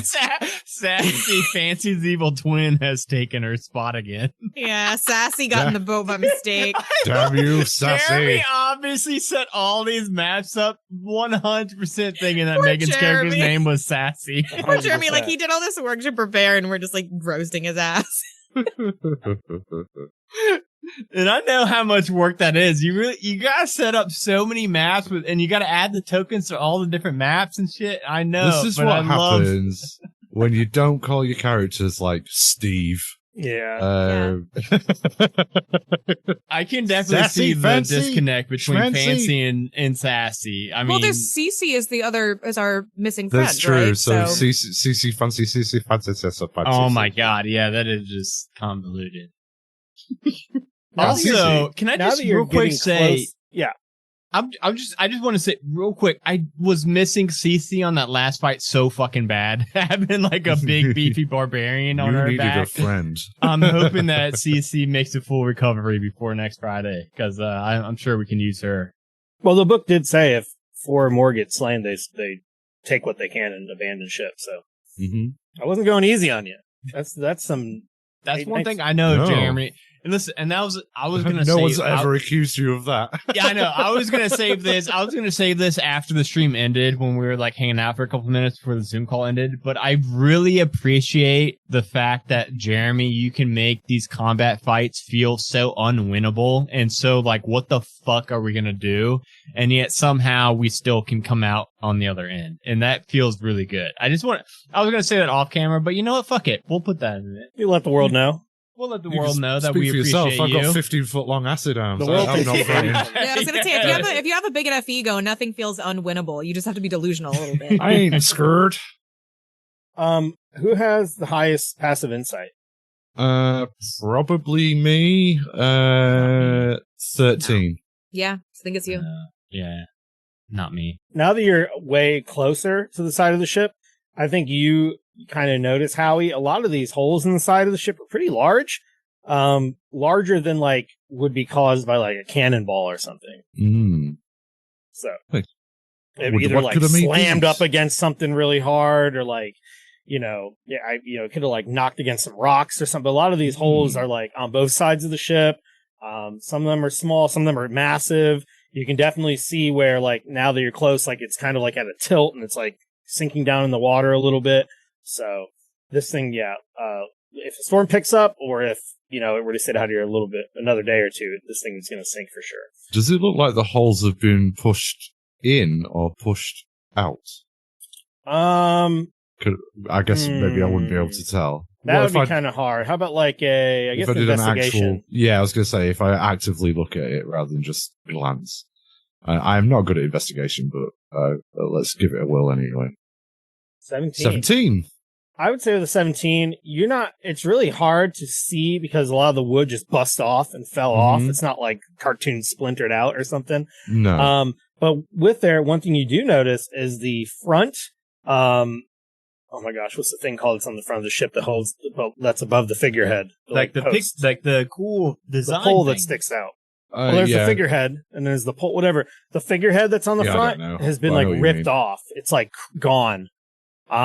And it's been like the front of the ship has been crushed a little bit. So it looks like it might have rammed up against something. And then there's just like all these holes littering it. Some of the holes look like they come from the outside. Other holes look like they came from the outside or from the inside going out. Right. Well, how he would communicate that to his good friends and business partners. And, well, it looks like we might have to worry about something below decks. I don't know if all of these holes and what have you have come from outside. It looks like it might be something down there. Now, when you were hired, Albrecht Dralian also gave you all a supplies pack. So who do you think would be carrying the bag that he gave you? I think... What kind of supplies is it? Well, it's a backpack. And in that backpack, he just prepared you with a whole bunch of different equipment you might need. So in here, you have been given crossbow bolts. You have been given a 50-foot coil of rope. You've been given 4 grappling hooks. You got 2 torches. He actually gave you 3 minor healing potions. Oh, right. And sweet, very generous. 2 antitoxin vials. So 2 anti-poison vials. And then there's some burlap sacks for carrying any sort of valuables you might find on the ship. He did say anything on that ship you can have other than the chest. You bring that main chest to him, but anything else is for the taking. I suppose as nominally the most physically inclined character, how you take it. Okay. I was gonna use that same kind of reasoning, and I was gonna say, funny enough, it seems like maybe CC would be the one that was originally given the bag, and then maybe like after seeing like how bad CC was doing with the sea legs and the seasickness, like how he was like, don't worry about it. Let me just. It's all right, mate. I'll take the bag. You take a good rest. I don't have a bag, green around the gill, even more so than usual for a goblin. Looking more green around the gills than usual. Yeah. I don't have a back, so it can't be me. Yeah, it's fine. I'll how convenient. I'll take it. Yeah, it's fine. Don't worry. Good old Howie. Another thing, and you definitely would have noticed this before, but the 2 main masts are snapped. They're gone. So in the center here, there's just 2 stumps of splintered wood where the masts remain. The other two masts, the one in the back and front, the first one's broken, the second one's still intact, but like I said, the sails are just hanging in barely there at all. So it looks like whatever, like probably a storm or something just completely destroyed the masts on this thing. Can Howie, because he's got the slippers of spider climbing, just walk around the outside of the hull and have a look inside some of these holes that are on the outside? Howie just wants to make Don feel bad about Don's invention of his slippy sock. Gerundo wants to make use of the magical item that he was allowed to pick with no foreknowledge of what was going to be in this adventure, and has seen an opportunity to make use of an actual useful magic item. Fair enough. You're trying to devalue my stock. It's okay. Stop moaning at him. Jesus. Sure.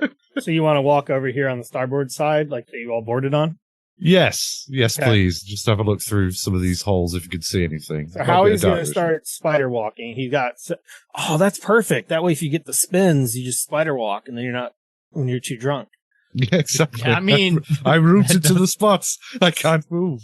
It's all right. Good. Take that spins. Fancy and Don, what are you going to do when you're up here? Jebediah's like, all right, I'm going to be about 150 feet out looking for that signal. And if your goblin friend wakes up, I'll bring her right to you. Thanks, Jebediah. Thanks, Jeb. All right. See y'all later now. And he's going to start splashing away, rowing his way out like he's on the Yale rowing team. And he's going to go halfway between you and the Soul of Winter. He was on the Yale rowing team. What a magnificent specimen that Jebediah is. Hal, you want to start walking on the side of the ship? It's very slippery, but I think your spider climb doesn't matter, right? You just kind of walk. Just stick to the walls. You're walking on the side of it. Yeah, where do you want to, just like any hole, like one of the first holes? Any hole's a goal. Any hole is a goal. Yeah, I'll look at any of them, yeah. Okay. Right. I'm not picky. I'll take what I can get. You look in one of them, and it's, first of all, completely dark inside. Do you have dark vision? Yes. You look inside, and what you see is this hole is covered with matted up spider webs. Oh. It looks like it's covered in thick layers of spider webs, multiple layers. And then with the water that's been splashing up against it, there's like dried mold that has ingrained itself into the spider webs. And it's just so thick you can barely see in it all. And there's absolutely no light coming from inside. If you continue walking a little bit closer towards the front of the ship, you'll look in and you see the same thing, just more spider webs, just like thick layers of spider webs covering almost all these holes. That's kind of what you see every time you look in any hole. They're just like completely gunked up with mold encapsulated spider webs. That's still more information than we had previously, so great. Fantastic. So it's definitely been a long time. I mean, like you said, 3 years ago was when this thing went missing. How it stayed afloat for 3 years is probably a mystery, though. Right, well, I hope nobody's arachnophobic, because it looks like all of these holes in the hull have been patched up with spider webs, so probably gonna see a few eight-legged creatures down there. Oh yeah, I'll stomp a spider. So a little stomp. Yeah, sure. Is there spiders? Is there like a hatch that leads to a lower deck anywhere? Yeah, I was gonna say, is this? Yeah, so if you look, there's the hatch in the center. It's just kind of the metal grate that goes down where it can open, and then they can like lower down things. It's not like stairs or anything. But you look through it and you see that same thing. These metal grates that they're probably like a good 2 by 2 inch gaps in between, like the way the bars are shaped, like this checker pattern, just completely gunked up with spider webs. Looking down, you look down and it's just spider webs coming, and as you look, there's little spiders crawling around in it. The top of the folk soul that you're standing on is like rotted and weak and kind of bowed in certain places. The forecastle up here, you can see part of that's falling apart. There's steps missing from the stairs leading up. You do see that there is a door towards the front of the ship. There's another door towards the back of the ship leading to some sort of, other quarters that kind of might go down. But yeah, the center hatch, it looks like it could be opened, but based on you, and certainly any of you who've been on a ship before would know, like, oh, that's like where they open it, they lower in cargo and then close it. It's not generally where the stairs are, but there are some a doorway up here and then a doorway at the bottom below the captain's wheel. Mm-hmm. Or I guess not the captain's wheel, the boatswain's wheel. Boat Captain swan. rarely actually steers the ship. What do you all want to do up here? You see no one. Nothing. Completely abandoned.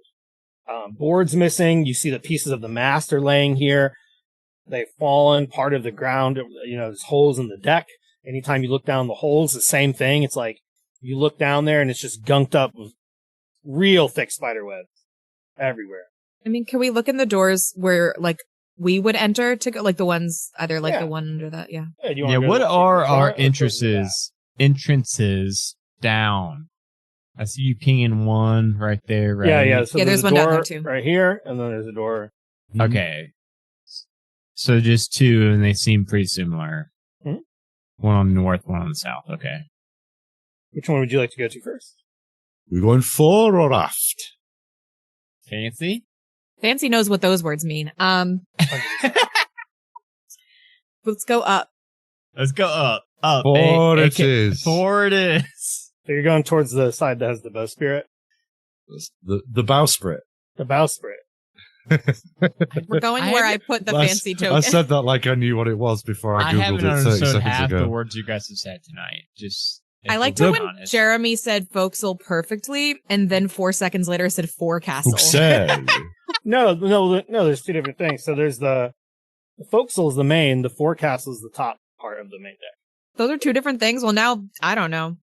So now you I'm just just looking used at the our map in fucking the book. Sailor Megan. They have forecastle shoulda for the asked main Fancy. layer that's up top, and then it says forecastle on the upper Forecastle. deck Let of the me outside. Google what the fuck a forecastle is real quick. I don't know, guys. I'm just looking at what the book says. I told you what it Forecastle. is. Forecastle. I told you what it is. Forecastle.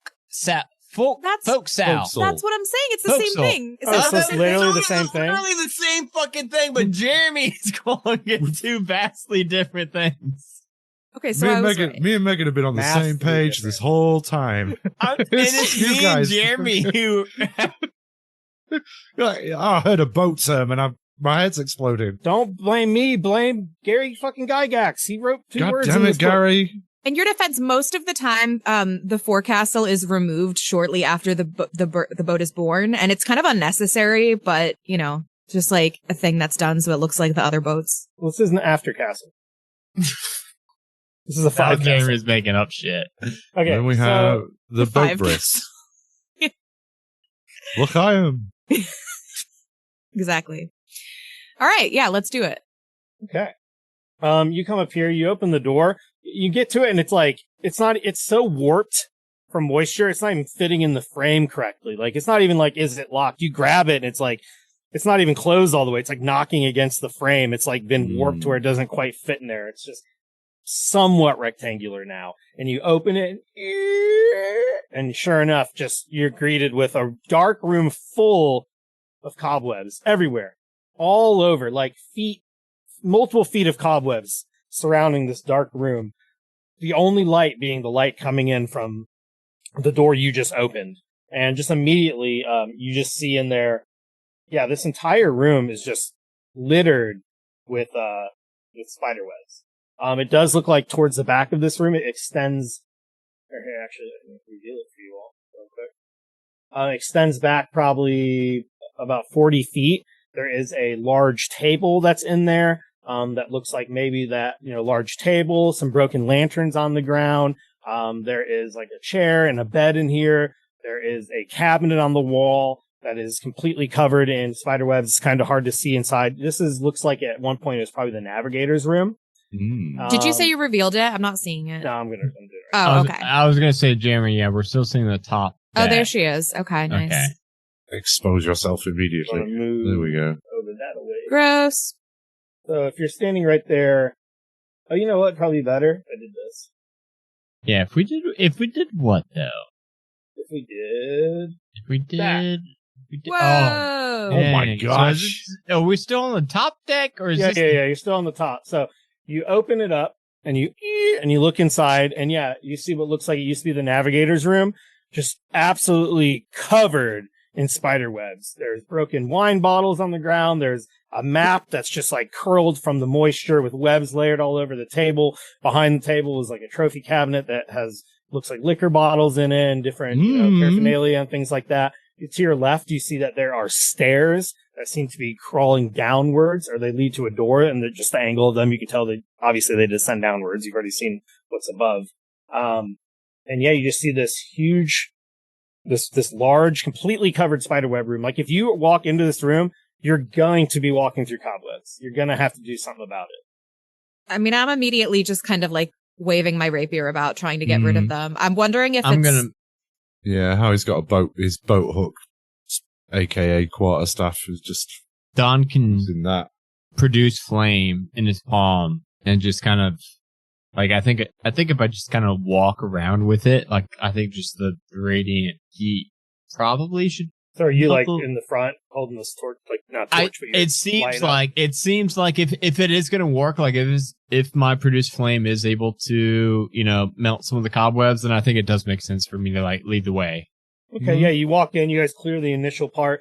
You notice like they were clinging to the door. Once you move that first part, like the center of the room is just because there's less things for the webs to cling to. There's more room here in the center. There's webs up above you, webs to the right. But Don, you turn around with this flame, and you turn, and all of a sudden you'll hear, and you are greeted with a creature. It's about 8 feet tall. Jesus. It has 8. It's bipedal. It has 8 black eyes that are reflecting the light of the flame back at you. This thing looks kind of large and thick, like an ogre. Except its mouth has 2 big spider fangs, and then its legs kind of look like as if you took 2 spider legs and clamped them together so that it only has 4 limbs instead of 8. I'll just go ahead and tell you what it is. You are suddenly greeted by a massive ettercap. So this ettercap is a kind of a gigantic humanoid like spider demon, and it's standing there in the corner, nestled in these webs, and it's gonna go. And when it does that, you then hear another behind you. And Don, you turn to your right, and now there is a giant spider that is bigger than anyone in the room. Technically, it's bigger than the ettercap as well, but it is a normal, massive spider, and it's now to your right. And we're gonna roll initiative. Alrighty. Let's hope we do better than last time. Collectively. The fuck? Ooh, I got a 22. What did I get? I got a 17. Let me see what I got. I roll. Oh, if you guys click your token and then roll, it'll add it to the initiative button. My bad. I forgot to click my initiative. So, Jeremy, I'll let you. You know what? I'm gonna put the ball in your court, Jeremy. I rolled a 1 plus a 2 for a total of 3. That's 3. I rolled an 18. Sorry, but not 17. I didn't click my token. So if you want, I can click my token and then roll it. No, that's cool. Okay, I was gonna say if it's gonna help you, I'll do it. I'll do it. I don't want to lose out my 1. I got a 22, and I didn't click my token. That's cool. So 22 for Fancy. So a sassy 22 for Fancy. You gotta a sassy be 22. I see that the giant spider also has a 22, and I'm guessing Sassy Fancy has to have more decks. What did you get, Don? A 6? Me, Don? Yeah. I got a 3, a 1 plus a 2. Oh, okay. And then Howie got a what? I got an 18. An 18. Fancy got a sassy 22. The giant spider got a 22. But a dexterity is plus dwarfs. 3. It's 16. What's your dexterity? Plus 4. Yeah. I have 18. You get to go first. Yeah. Get wrecked, big spider. All right. And then Ettercap got an 18. So we all did great. Wow. Yeah. We can say we all. All of us. Fancy will go first. All of us. On the Fancy, whole? this giant spider it's actually hanging upside. So the Ettercap's on the ground, standing like how you are, and it like stands up out of these webs, and it's like literally what it's kind of like a cursed, imagine like a big orcish thing that's like half spider and it's like cursed. It's essentially what it is. The giant spider is, like I said, bigger than all of you. It's actually bigger than the Ettercap. It's actually on the ceiling, crawling upside down. So it is currently hanging upside down. But yeah, go Fancy. It's your birthday. How tall is the ceiling? The ceiling in this room is about 12 feet tall. So this thing hangs down. It's probably 6 feet or maybe like 5 feet tall with like the back of its spider. So it's hanging down. So it's about 7 feet up. So you could definitely slash at the giant spider, no problem. Or in your case, stab. Okay. So I'll do that. I guess I have advantage. Right? Because I'm Howie's right. Yeah, Howie's Excuse me. right. Howie's right up on it as well. Yeah, so. yeah, and it's a large creature, so it's Oh yeah, you would probably bigger anyway, than then. it even looks like. Yeah. Yeah. Okay, the first one was better. I think that was a 17, whatever that first one was. So I will roll damage. Little Stompy just came in so big, and it was so funny. So I guess that's 8 damage. Yes. Did that kill it, Jeremy? Oh, what did you get as your hit? A 20... 17. 17 was the better one. A 2017. That A was a 20... good year. No, a The year 17. of our Lord. Yeah, 17 hits. Okay, so then yeah, it was 8 damage. 8 damage. Okay. And Yeah, so you hit it for 8 damage with the sneak attack. So what, same thing, you just stab it? Or because a rapier is more like a stabbing weapon, not a Yeah. slashing weapon, right? Yeah, I think I'm just stabbing up at it. Okay. And then, that's about all I can do. Are you going to use your Vex ability? Yeah, I mean, I haven't had a chance to use it yet because everything kept dying too quickly above deck. But yeah, I guess I will now have advantage on it next time. Cool. Nice. What kind of, like, blood is leaking out of this thing, Jeremy? It's really dark in here. It just looks like oily. It's hard to see just because it's literally no light in here at all other than the flame that I don't... Foul-smelling I think still ichor. maintaining it. Are you still maintaining that flame? Me? Yeah. Are you let me main double- I guess Flaming you're your maintaining team? it until it's your turn, and then based on what you do, it might go out. Yeah, so produce flame is it's a 10-minute duration. It is concentration. Wait, is it concentration? Hold on. Also, if you all hold Alt when you move your tokens, you don't have to stick to the grid. That's how you place them, like, anywhere. Flickering flame appears in hand. The flame remains there for the duration. Harms neither you nor your equipment. It sheds a bright light in 10-foot radius. Dim light in an additional 10 foot. Spell ends if you dismiss it as an action or if you cast it again. Dude, this does not say concentration anywhere. It literally only has the tags creation and damage. I don't think this is using my concentration, Jeremy. I might be able to, like, just keep this lighting up the room. Well, you're a fire genasi, right? So wouldn't that just be like a thing for you? I guess. Yeah, online it just says it only goes away if you dismiss it as an action, cast the spell again, or use your action to hurl the flame at a target. Yeah, it So doesn't I guess have as long the as you're not concentration. taking up both your hands, as long as you have the free hand, it's Yeah. safe. Okay. If you were wielding a two-handed weapon, it probably wouldn't work. But Yeah. And Okay, so cool. this would be my left hand. My right hand's got my gun. yeah, And this is a reason I could have. good thing you Technically, have the light. I could have been holding a shield this entire time, and I could, like, even hold a shield and my gun.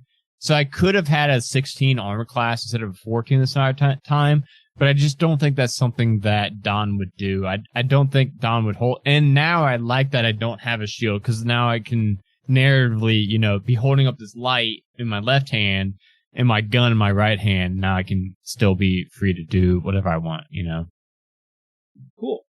So Fancy, you did the damage, 8 damage. Anything else? Nope, that's it. That's it. Okay, then we go to the giant spider's turn. The giant spider did not like that very much. It's gonna drop down on the ground. You see its big legs bumping on the ground as it has this, like, rhythmic, angry tapping. It bears those big ass fangs like Shelob, and it's gonna try to attack you, Fancy. You already know. We got like 2 hours into this before someone did that. That's amazing. I know, it's crazy how long that took. From LA to Tokyo. Alright, it's gonna attack you for 10.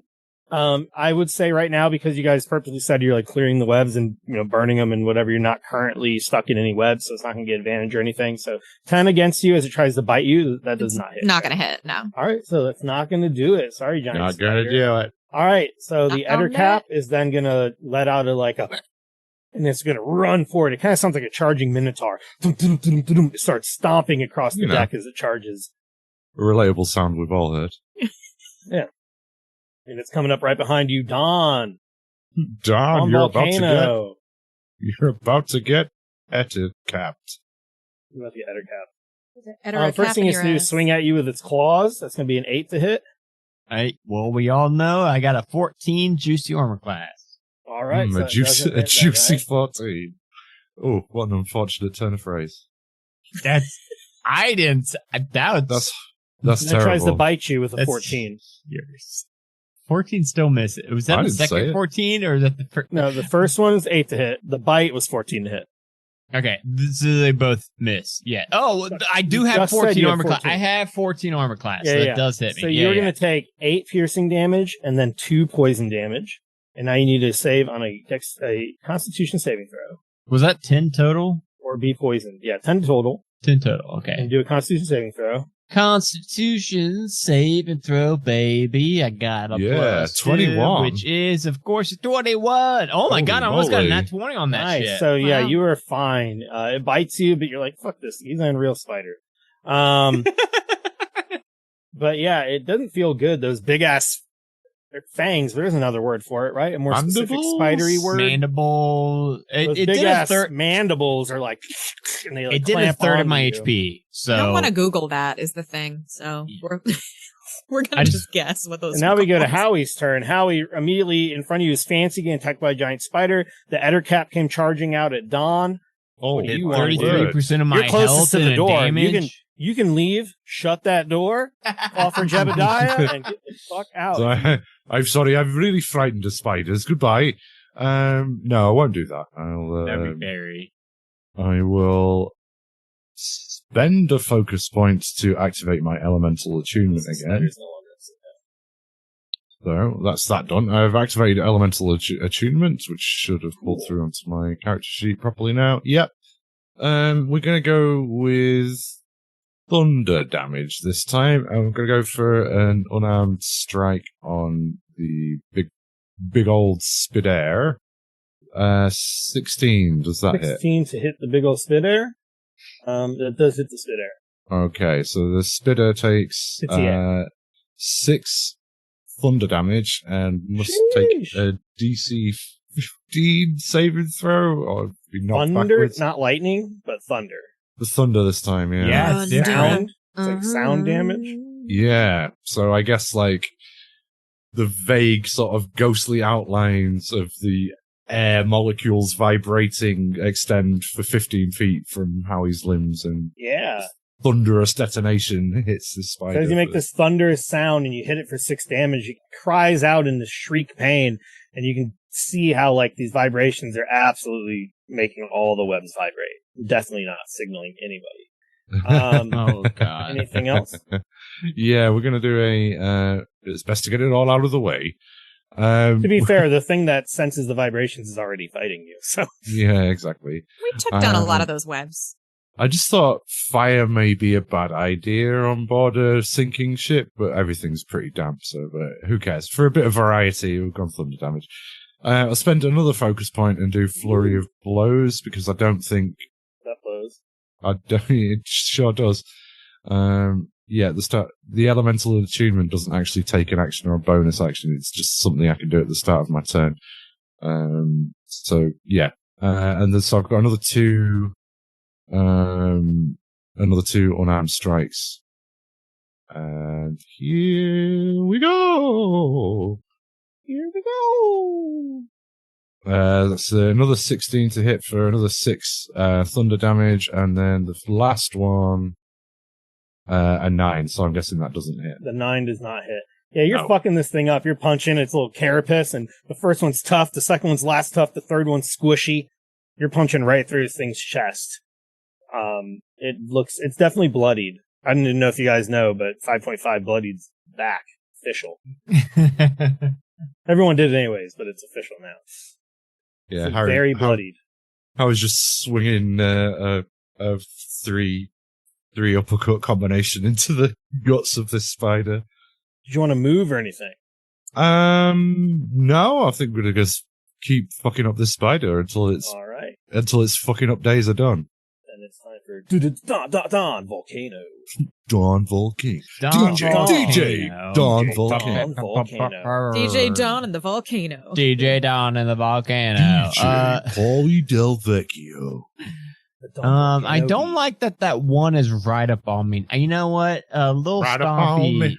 Little Stompy's gonna go for the not giant spider. The other thing, I keep forgetting what you're calling it. Cap. Yeah, I don't. Cap. I'm not gonna fucking remember. Forecastle. that There's an Ettercap in the forecastle. Yeah. Since you taught me one thing about Roll20 last week that I never knew in fucking years, that you can post images in the chat. I'm gonna post the image for you all. It's cool. Yeah, it's an cool. You can Ettercap. do that. Hold on. I think I need His to. little pot belly. Is my description good? Is that what you imagined? I need to pull up. Hold up. I need to pull up. I didn't Looks get like it. a frog. I don't think I got it. He's Can- just can got a you see it little- one more time. Oh, I see it. I see it. His little pale little pot belly. Dude, that looks way more adorable than I was picturing, It's got Jeremy. a dad Well, bod. it's like, running it's gonna at kill you Yeah. with its fangs. Bear. I It don't wants care to kill you. anymore. I don't care anymore. Look He at those can. thighs. He's fine. just tired because he's been It's- working shifts and his kids have been keeping him up all night. Did It's not just skip a quad dude. day. Yeah, it's just a little dude who's just trying to make ends meet. I Jeremy, gotta I go don't back want to to hit work. this guy anymore. I feel like I know this guy. I know this. This is fucking Wait a minute, Jake. Jerry? This is Jake. How about that one? Is that one scarier? Danny, Phaedra, I told you, stop making all the goddamn noise. I gotta go to work in 3 hours. That Okay, one's I just guess, difficult okay. to parse. I guess that second one's a little bit scarier, but still. Yeah. It looks like he's Still. awkwardly dancing. This one at just a has kind wedding. of like a snatched waist. That's Okay. it's the same fucking guy. He's just snatched. drunk at a wedding. Yeah. Okay, Little Stompy is gonna run up to the big. Little Stompy's Stompy's best thing is that he just gives you advantage all the time. Yeah. Little Stompy's actually gonna go up to the dad bod guy. The Etter cap? The dad bod guy, like I said. He's gonna hey Jeremy, I'll give you $5 if you can guess what Little Stompy's gonna do. You're gonna clamp? Give him the clamp? Let me clamp him, boys. I got you, didn't I? You thought I was gonna say stomp. Got him. See, now you're thinking of Rodney on Eclipse. You're getting confused now, Jeremy, in your old age. I I'd don't know say what I'm Eclipse older is. than you. Okay, well, you know what? Let's I don't just even everybody not talk about age. Yeah, let's just all not talk about age. I'm trying to remember how to roll I'm just going to roll a flat D20. Oh real yeah, I quick. forgot. It's Drendu's 28th birthday today. That's right, Oh and my it will God, wow. be. And it has been for the last 11 years. Wouldn't That be was a wonderful? 7. Yeah, That was a 28th 7 plus a 6. Does a 13 hit? Dude, that Hold on. Wait a second. That hits. Fucking Solar comes in giving me disadvantage. Oh, hell yeah. So No, well, good. hell no. That Roll doesn't again. even make sense, Solar. He's That's keeping it. the lights on. Wait, what? Okay, well, my He second roll Cashed was in one his higher. points to give Adam disadvantage. That's awesome. Which usually, you know what's funny, Megan? Is it's the same amount of points to give advantage. It could have been nice, but Yeah, he ain't that liked just to the way? spend those That's just the way, I hard-earned points. guess. We all have choices to make. I know. I keep Yeah. calling you Solar. It's Lucas. At this point, it's Lucas now. You've been Lucas. on this We're show. friends Now now. we gotta call you with your Christian given name, Lucas. That's Uh, why Lucas everybody the- calls Lucas me the crab. Gerundu. The name that was tattooed on your skin when you were born. Yes. But what about That hits. Yeah. Does it hits. still, even with the Well, 13 disadvantage? hits. Yeah, because you're Hey, disadvantaged if you Lucas? rolled better Hey, the second Lucas? time. Hey, Lucas. Whoa, that's bad. Hey, Lucas. Just little couple love taps there. So it does still hit. HP love tap. The funny thing is, fucking little Stompy still doesn't do that much damage. So let's see real quick. What Little Stomp him Stompy real good, does. Stompy. Wait, Adam. HP What? love taps took me He out. gave you disadvantage, not Stompy. All right, So we still I have don't to know. win it. So when you do your attack, you're you the gotta cash in DM, Jeremy. You I know tell what I'm me. saying is when we do your normal attack, Okay, that's when you gotta do this. okay. Well, yeah. Okay. Fuck But me and Stompy's fuck you gonna too, give Jeremy. you Yeah, okay, advantage, which I will balance see, it out I with see, a normal. I see. No, Lucas, go ahead and save your channel points because Jeremy's working with you. I see it. Well, you know what? Lucas is actually here right now. We're watching this. Well, you know what? Watching He's the there in Still, the Little studio right Stompy's now. Little Stompy still gets stomped on the single dad. Stomp on me. So what did that do for the single dad? Because I did roll. Did I I not just roll need to know. damage I'm just yet? waiting for you to tell me the My damage. love ain't got no money. I He's thought I got rolled- his stumpy Did I feet. not roll? Hold on. I know, but you need to say it aloud for our listeners at home. Well, did it? I thought you were Did the first? professional. Okay, well then it's 6 points of damage. What's it look like when little Stompy kills this giant spider? Wow. fuck? Yeah, fancy. How That's the fuck that kill spider stealing up? little Little shit. Stompy comes in here and just cherry Wait, picks. hold on. Fancy once again has never gotten to use her Vex ability because I things know. just Wait, die very quickly. Fancy, how much damage did you fucking do to this? I only thing? did 8. It wasn't that much. And then Howie did 12. Yeah. And now Stompy did 6. And Oh, okay. What does it look like when Stompy kills the giant spider? You guys are level 4. Hey, look, we're not keeping This count. isn't a level 20. Nobody's keeping score. This is a group effort. I know it's scary and all, but you're Little level 4. Stompy. Little Spiders are Stompy, susceptible to stomping. This is Yeah. true. They're weak to it, in fact, I think. weak to stomp damage for sure, because Little Stompy's gonna run on over here, Remember, he's And on the just ground now. He dropped down. So fucking Ugh. start stomping. On his So I little feet? started stomping.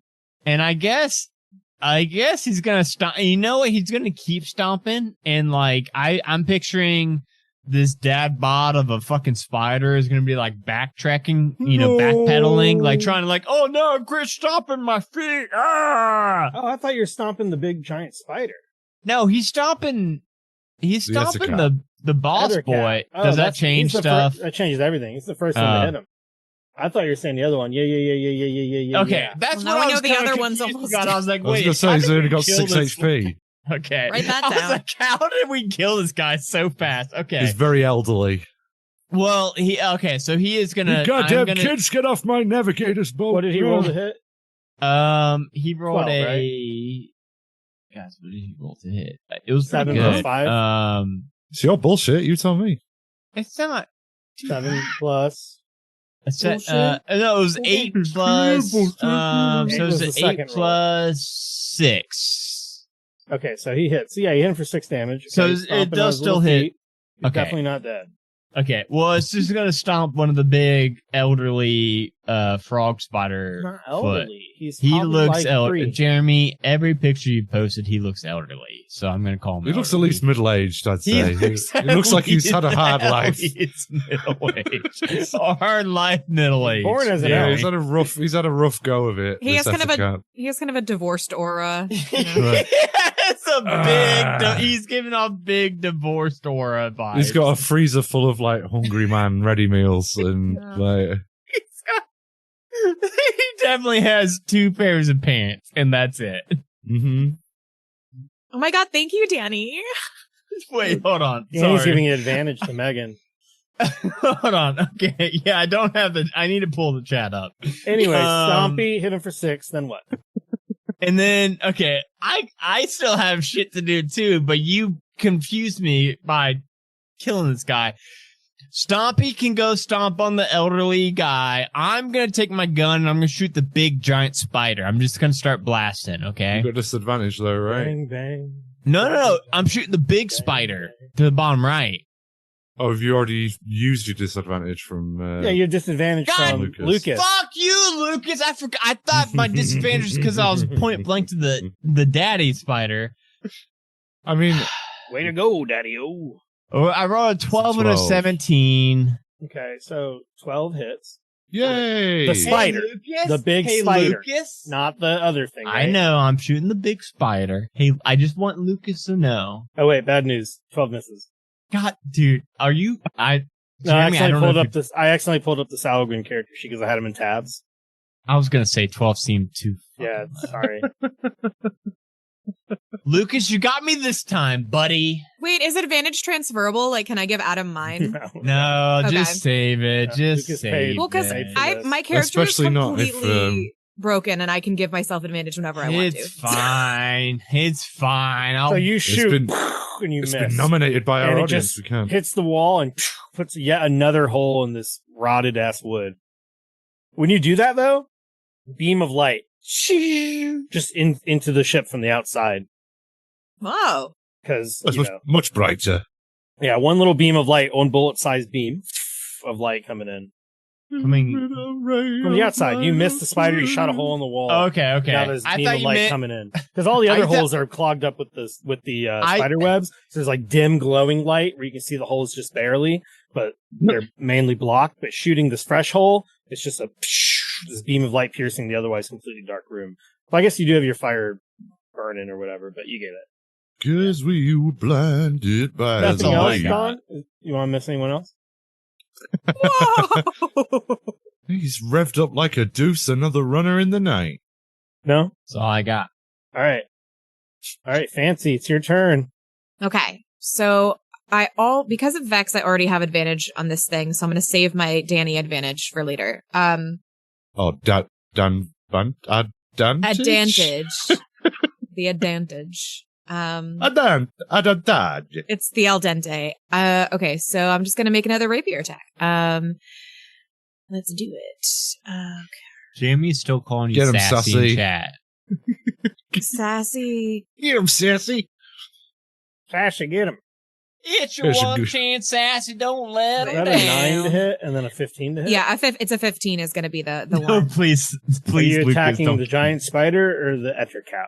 I'm going to try and go to finish off the giant spider. Okay. You get him, Which girl. I think 400 I- health left. I got, how much damage was that? 16. 16. What's it look like when you kill the giant spider?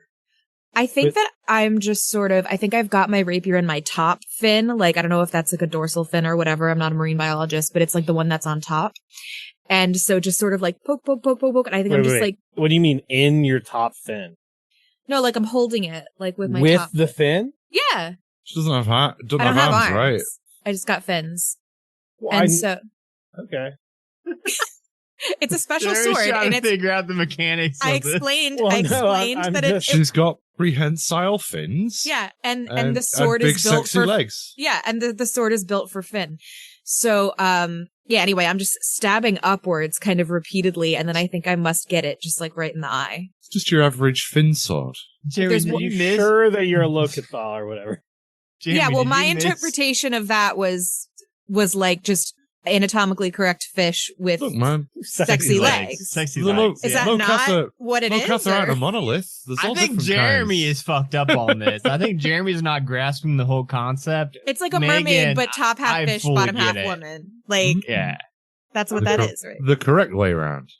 Okay. According Megan to is Cat from playing a Red Dwarf. correct Luther Corin or whatever the fuck they A call it. biblically accurate mermaid.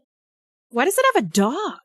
It's this little sea lion pet. That's The funny cute. thing is, that is the same picture I saw in my Yeah, adventure that's I the one read in the, last that's the one in the time. book. Yeah, that's okay. Oh, there it is. Yeah. But no, I like the other one better. Just anatomic fish on top of sexy legs. Yeah. So, yeah, you stab it with your. Sorry to interrupt how you murdered it. No, yeah, I'm just stabbing blindly, just poking it at various places in its body. I think this one I must have got it like right in the eye. Cause if there's one thing I learned from Zelda, it's that's where you need to stab a spider. It's right in the big giant eyeball. Yeah. Glowing red weak spots, right? Mm-hmm. Yeah. There's an arrow that showed up. I was like, this is gonna be it. Shoot here. Hey, Hey, listen. Can we just talk about how creepy and awesome Queen Goma's going to look like in the remake? unreal. Yeah. It's going to look fucking like the scariest thing that's ever existed. All right, so Diagonal mermaid is, wow. you swipe this thing, and yeah, you slash it, and it goes on the ground. The hydraulics in its legs will make the legs start twitching and then curl up into a ball. And it's laying on the ground as its legs curl in, and it being dead, all the spiders are hydraulic based, so all the hydraulics kind of. Yeah. Does that tell the story? I believe it does. Yeah. Okay. So that's dead. Anything else? Let me see. So That's dead. So that happened. Yeah, I don't have a ton of like great bonus actions, to this character, but, that's okay. I'm just call it, that's my turn. Ettercap. Ettercap is pissed about Stompy. Stompy have HP? Stompy does have HP indeed. Okay. Ettercap's gonna attack Stompy. So first thing he's gonna do is use his claw attack to try to stomp on Stompy. It's a 15 natural armor class. 1, 5 to hit. Gonna miss. Weirdly, Does hit. It only hits on critical misses. Yeah, so that misses, and then he's pretty pissed about that, and then he's going to try to do so he hit the claws in the bottom, then he's going to spread his hand out right at you, Don, and you see in the center of his palm, a slit appear, and he shoots webs out the center of his palm. And he's going to hit you with a web Garrot, which is 11 to hit. 11 is gonna miss me. We know I got a 14 juicy armor class. So he shoots these webs out, but they miss you and they go flying right over your head, and they just add to the webs that are all around the room. Howie's turn is now. Howie's turn is now. Howie's turn is now. Howie's turn is now. Yesterday is now. Why can't I select my token? Jeremy, Clancy. I can select Fancy. Is Fancy related to Clancy? Now you can select. Need to be functioning as expected, so no. You can move it now. Let's try now. There we go. Okay, so come steamrolling up to this Ettercap. I'm going to try and kick it in the crotch with my 15-foot long thunder legs. Danny gave you advantage. She did. Okay, excellent. 7, Speaking good. of kinks being unearthed in this episode, kicking in the crotch with a 15-foot long thunder leg has got to be a that is so many people's kinks. That's There's actually 8 billion people in this world. You know how many people just got rock hard from hearing that? That's actually the title of my concept album. 21 to hit for 7 thunder damage to the featureless smooth crotch of the Ettercap. And then we're going to have a bonus action of another unarmed strike. Featureless and family safe, like a Barbie doll. Like a neutered Ken doll. And then... How much damage? 20, so it's a 7 thunder damage.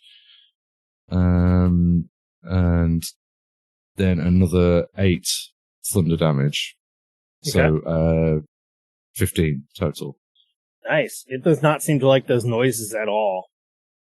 It's just literally hoofed him in the crotch twice with 50-foot long legs. In fact, I needn't have actually even 15-foot thunder thighs. used any movement. I could have just turned around and kicked him from across the other side of the room. But nevertheless, that's what we did. And yeah, that's everything from me. Don Volcano has entered the fight. Guess what Stompy's gonna do? What? He's gonna smoke a cigar and go to the movies. I am supposed to go before Stompy, but I like Stompy doing Stompy shit and then adjusting based off of Stompy. It doesn't really matter, shit. Right? You can use your bonus action to move and do whatever you want. Yeah, exactly. So I'm like, okay, well, let's see, Stompy's obviously going to be stomping, right? That's his whole fucking bread and butter is Stompy stomp. So let's go ahead and real quick and just do a quick Stompy stomp. I think I usually have to just roll a flat D20 for this. See what's up. That is an 18 to hit, which is, of course, a plus a 6, a 24 to hit. That will hit. For just a grand total of, that is going to be 1 plus proficiency bonus, which I believe is 2, so 3 points of stompy damage as it stomps down on this divorced dad's foot. Okay. My corns! You didn't know that he's divorced. Why did he go from dad bod to divorced dad now? Well, he's for sure divorced, dude. We've got a whole backstory. Soon after that last attack. We've got a whole backstory for Etadad. Well, I'm also going to shoot him with a plus 18 to hit. Does that hit? No cap Etadad. The no cap Etadad? Yeah, 18 hits. No cap. Okay, good. He gets shot for 10 piercing damage right in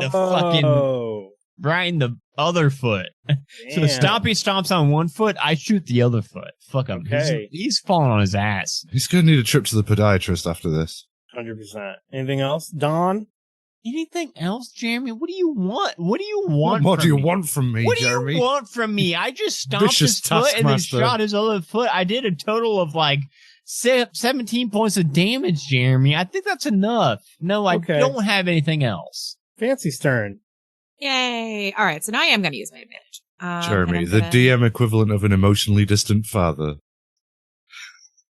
An emotionally Is that distant okay? You got anything more Edderdad. to do? No. Fucking All right, divorced Edderdad. All right, I have to find my character sheet. Okay, so I'm gonna go ahead Where's and the Edderdad? come at it with my rapier. Okay, so let's see. First roll, not great, but thank you, Danny, for the advantage. Let's see if this works out better. Come and on. it does. This A is 23. Avantage. Oh, fuck yeah. yes. All right. Danny's channel points. That is the best. The That- best use of that them for sure. damage. Super. Roll that that beautiful damage. damage footage. That is Let's see them damages. 23. No, is that? That's That'd be nice. 16. Oh, 16, no, not bad at all. Okay. You solved Oh, my yeah. Edderdad puzzle. What does it look like Yay. when you kill the divorced Edderdad? Again, If you guys don't shut up right now, no more Nintendo for a month. I think I just go for it. I'm never good at coming up with ways to kill. What's a fun way to kill? I'm gonna stab it and it's like one boob. You know how it has kind of like a one It does boob? have Mhm. it does have a It does have uni some boob. man- Yeah, I'm for just gonna get it sure. right there. That seems like the weak spot to me. The Right thorax. in the unitit. Oh God. Right in the unitit. The thoracic unitit. Here we go. Yes, I stab it right in the unitit. All right. So and it goes, "Ah!" and then it just falls on the ground. And then, the only thing around you are tiny little spiders, but they're like regular spiders, so we're not going to worry about them. You look around, and Don Volcano still has that produced flame going, and it doesn't seem like there's any other immediate threats besides just the fact that you're in a room full of little bugs and shit everywhere. But yeah, this room is now empty. You're welcome to look around if you'd like. Like I said, there's the stairs that go down, and there's a door at the bottom. So they go to a door, and then that door is closed. That entire area is so webbed over, it looks like it hasn't been opened in quite a while.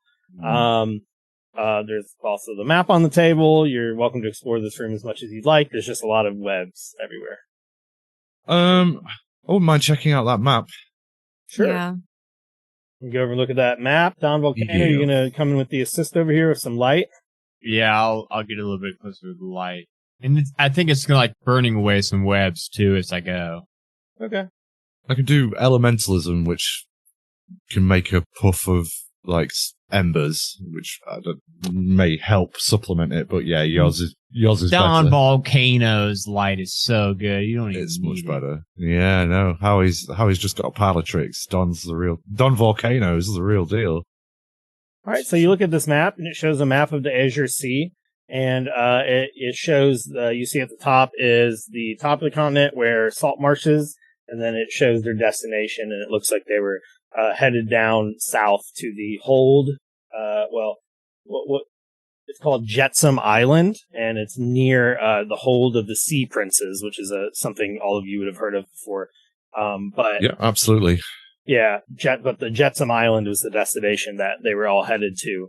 And the idea was, as he told you, that he was going to become like this, literally start a monopoly on the spice trades because he had such a large voyage. He's like, I could run this whole shit. Like I could be the main spice guy for the whole Azure Sea, just have this triangle of profit going. And then everything fell apart when the storm hit. Yeah, the spice must flow. So yeah, the spice must flow. And you're looking on here, and that's what it looks like. It just looks like it's their map. Heading right there. So, anything else you All want to right, do in this room? cool. That's good to know. Maybe just slice a path towards the staircase that you said goes down. Yeah, there's a staircase going down, and then there's that other door if you wanted to go back out. But if you just want to go downstairs right here, that's fine too. You can go down and kind of clear a path towards that little door that goes below. Stands to reason what we want, it'll be in the hold, right? Probably. So yeah. All right. So you can go down, you clear it up, and then you open it up, and the door is covered with webs, which you cleared. When you open it, it's not locked or anything. It opens up, and it's really dark. You immediately get this really musty, moldy smell coming from in here just the moment you open it. And I think that's where we're going to go ahead and take a quick break. So we'll go ahead and take a quick little break, and then we'll probably have another, 40 minutes or so, and then we'll be done for tonight. So we're going to go take a bathroom break real quick, and we'll be right back.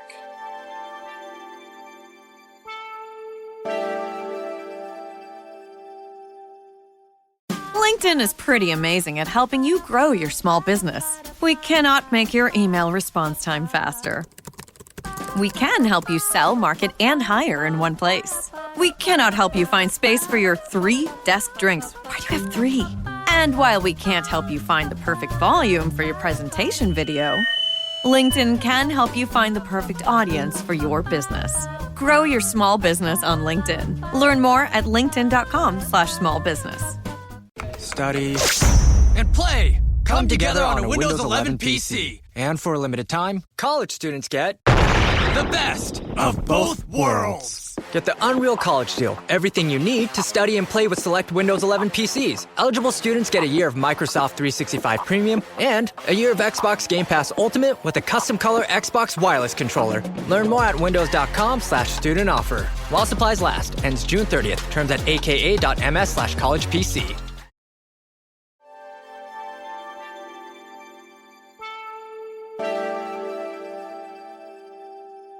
We are back. We are going to continue some more of this adventure for the next 30 or 40 minutes. So we'll probably go to about 9:30, and then we'll be done for tonight, and then we'll continue it next week, maybe even finish it up next week. So you all come down the stairwell, you open the door, and you go down into the next little layer of the ship. This room does have spider webs and cobwebs all over the corners, but it's nothing like the room you just came from. So you get led down to this little hallway. It kind of leads into the bottom deck, or the middle deck, and you can kind of see the cramped spaces ahead of you. It's only about 5 feet wide. You kind of descend down a little bit, and you see, like, little spider webs here or there, but it's not, like, completely filled the way the other room was. However, it is completely dark.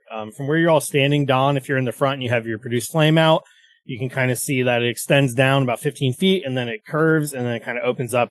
There's a door at the end, and then it opens up into another part of the ship you just can't see from where you're all standing. So, is there anything you would like to do or prepare before you continue, or are you all just kind of walking in? I think Don would be. You know what? Fancy or Howie, I think it makes more sense if I'm like in the middle, right? One of you guys want to take the lead? I mean, yeah, I've got dark vision. So, yeah. Okay, yeah, so I've got to stick close to Dawn because I don't think I have dark vision. Okay, Dawn, or actually, Howie's going first. Make a perception check. Okie dokie. I didn't want Dawn to be in front because I'm at 2/3 of my max HP. I rolled a 1, plus 5 is a 6. A 6. All right, so you're walking through, and then you immediately find yourself tangled up in some webs. And you start to get in the webs, you're able to break out of them soon enough, but hitting the webs is going to actually send a signal to other parts of the ship. And as you're moving in, a swarm of spiders just comes crawling out from you. So you just see like literally like 50 tiny spiders just come swarming out of the darkness towards you all. We can do initiative, or I'll let you all do an attack first. You might just, kill them before we even have to roll. But suddenly the swarm of spiders comes rushing right at you, Howie. What are you going to do? Stompy, stompy, stomp, stomp, stomp. Okay, go ahead and stomp with disadvantage since you're in some spider webs. Okay. 7. So with disadvantage, you have a 7. That is not going to be enough. You try to stomp on them. These little spiders start crawling up your legs. You feel them going up under your clothing, crawling all over you. And you just start feeling all these little bites all over the place. They start biting you. However, they're only going to get a 6 to hit, so they're not hurting you very much. You're just like annoying little, oh my god, get all these little spiders off me, and they're just swarming all over you. The rest of you see these spiders swarming on top of Howie as he's kind of like trying to get through this little bit of a web. What the rest of you like to do to try to help him out real quick? I mean, I'm going to try and cut him free of the webs with my sword. Yeah, you can cut him free, no problem. So you cut him free, he's no longer restrained. And then, Don, did you want to do something? Like I said, I don't know if it's going to be even worth rolling initiative since it is just a swarm of small spiders. You might finish. So I've got Produce Flame and I've got Firebolt. So I'm thinking like with Produce Flame, I probably got that in my left hand right now. Would I be able to just kind of like just casually, just nonchalantly, just chuck a little Firebolt cantrip like at the biggest grouping of the spiders? Yeah, you can go ahead and do that. So that would be the Produce Flame you already had. You're going to throw it? Or you're going to do a Firebolt? No. And that's why I was doing it differently. So I've got Produce Flame, and I've got Firebolt. So my Produce Flame, I was going to keep that light going on my left hand. Mm-hmm. I was going to try to chuck a Firebolt down. Apparently, I rolled a 3 plus a 6 for a 9. So do with that as you may, Jeremy. A 9? Okay, so you shoot a 9, that does 9 not total. hit. Yeah, you hit the one spot, like you're just too distracted, and you're trying not to hit Howie, and then the fire just hits the one spot where there's like no spiders. And then you see them scatter up the wall. They seem to be like going towards the darkness in the corners, avoiding like the light that you're producing off your produced flame. So yeah, that misses. Then the spiders, I'm just going to have them go again. So they're going to try to bite him one more time. Natural 1, they miss. So yeah, these little bites are all over you, but your scaly skin might be too thick for them. Howie, you can go ahead and do another attack. You're no longer restrained from any of the spider webs. Excellent. Well, little loosey-goosey, so it's just a little swarm here. I won't bother activating my 15-foot long limbs for the sake of a swarm of tiny wee spiders. Let's just try and shuffle our feet and get as many as possible. So that's 26. That's a crit for 10 total bludgeoning damage.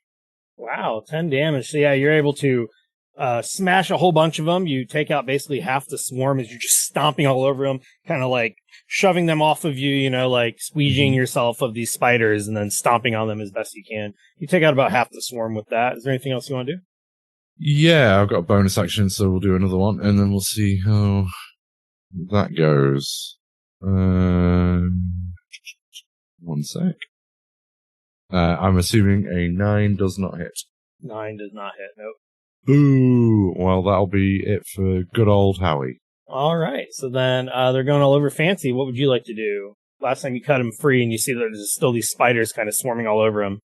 I mean, They don't seem to be hurting him, but they're trying to. I guess, I don't know if attacking makes sense. Like, I'm not going to, like, slash at him with my sword because he's covered in spiders. What are you doing? There's more on the ground, too. It's like, precise. Just imagine hundreds of spiders just swarming at you guys. Yeah, I love that. I wonder if, I guess all I can do is just stomp. I mean, you can cut with a rapier. Are you copying Little Stompy? No, well, it's just not optimized for it. I guess, I mean, I can cut at them on the ground. I mean, I'm still better with the rapier than I don't have like stomping mastery or whatever. Not little stompy. All right. A nat 20. Ooh, nice. So let's see. So apparently I don't know what the rule is if I can sneak attack spiders, but I mean, as long as I don't have disadvantage, I think I'm fine. Yeah, you definitely would have flanking. You're right up. So that's 14. And then like, how do you do crits? Do you do double? Do you roll? Like, what's your, well, it's broken down on the, thing there. So you did 7 piercing damage and then you 7 sneak attack damage. And then with crit, I usually like to give you a max added on because it sucks when you get crit and then you roll like flow. Right. What's the max damage that normally does? With sneak attack or just? Well, it's a D10, right? Wait, just the piercing damage? Oh, you have a D8. Yeah, it's a D8. So just I'll give you an extra 8. Yeah, so 22 damage. All right, so yeah, you're basically just tell me what it looks like as you kill the ones, between him swiping them off of you and you stomping and killing the rest of them, you're able to kind of kill this swarm and fend them off. I think I'm very, very precisely just stabbing them all individually like a woodpecker. Like awesome. Yeah, so between the two of you, you're able to quickly dispatch the swarm of spiders. And Howie, after a few seconds, you're like, oh my god. I mean, it was literally 12 seconds of just like spiders all over you, webs, and then you guys killed them all, and then now you're just standing in the darkness again with Dawn's illumination of the flame filling these tight quarters. Oh, I'll be feeling that under my hat for weeks. That was horrible. Thank you for coming to my rescue. What a nightmare. There's some fancy rapier work there. I never seen somebody move their head so fast. There's multiple stabs, just like with no arms, like a woodpecker. There you go. That was some truly epic stabbing. So thank you for that. You're welcome. I am welcome. Epic stabbing. I like stabbing, real good. Okay, right. Well, I'm going to try and keep my eyes peeled a little bit more actively because I don't want that to happen again. But we'll press on. So if we move, how he heads forward through the first. Heads forward, sure. threshold. Hey, you pass through, so this door is not even open. You just kind of pass forward. You do see in front of you is a door, and then when you turn the corner, Howie, because you have your dark vision, you're able to see a little bit further into this area, and you can see that it opens up into kind of a larger center of the ship. So you turn forward, you see another web-covered room. There's another grate on the bottom that looks like the same one that was above deck, like it's so they can lower things straight through. It's actually completely aligned. If you look up, you can see the metal grate above you where the spider webs are thickly covering it, and you can see a little bit of the light glowing through.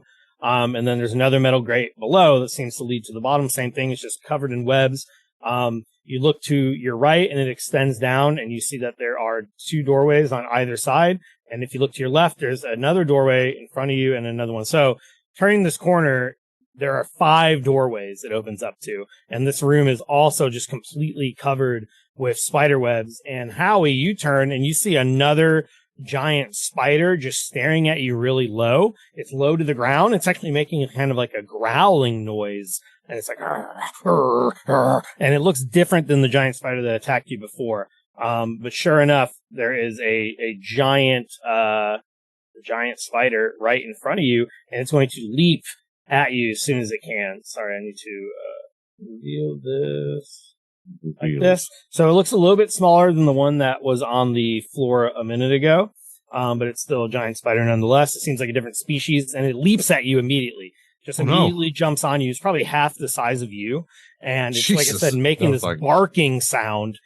This is a giant wolf spider, and it's going to bite at you for 14 to hit.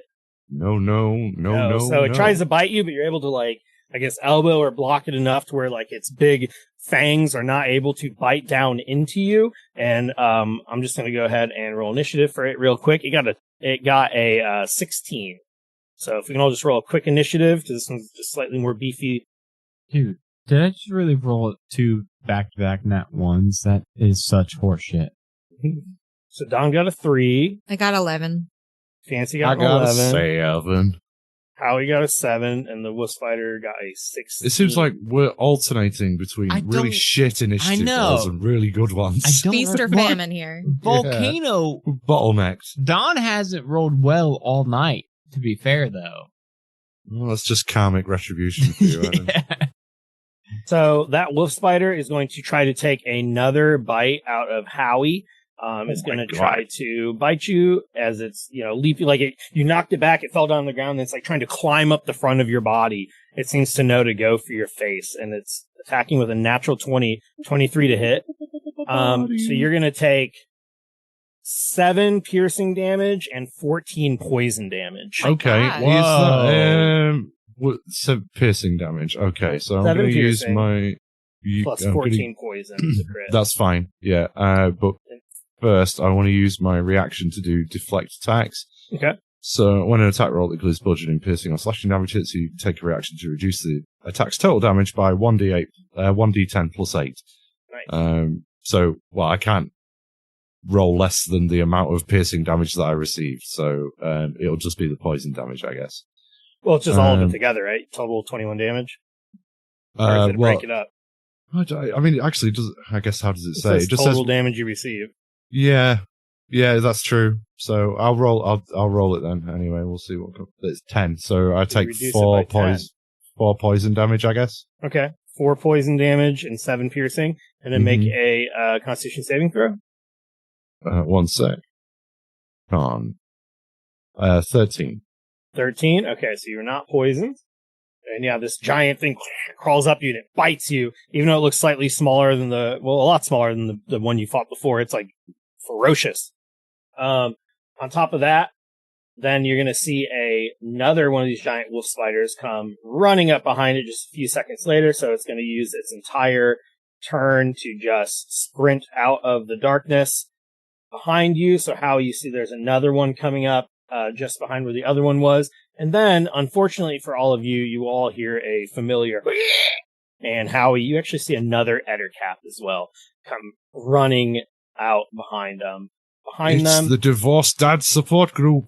And another Ettercap comes running in, and they're like all piling into this area attacking the intruders. We will go to Fancy's turn. Okay. So there's one that's like fully on Howie. Yeah, it's just on him right now. Okay. Got that I think thing on him. he's got that thing on him. I think I'm gonna attempt to stab it in like the fattest part of its butt with the idea that like I don't want to like skewer straight through it into Howie, but like I feel like I can gauge that. Oh, Okay. yeah. I didn't expect this episode to be so sexual.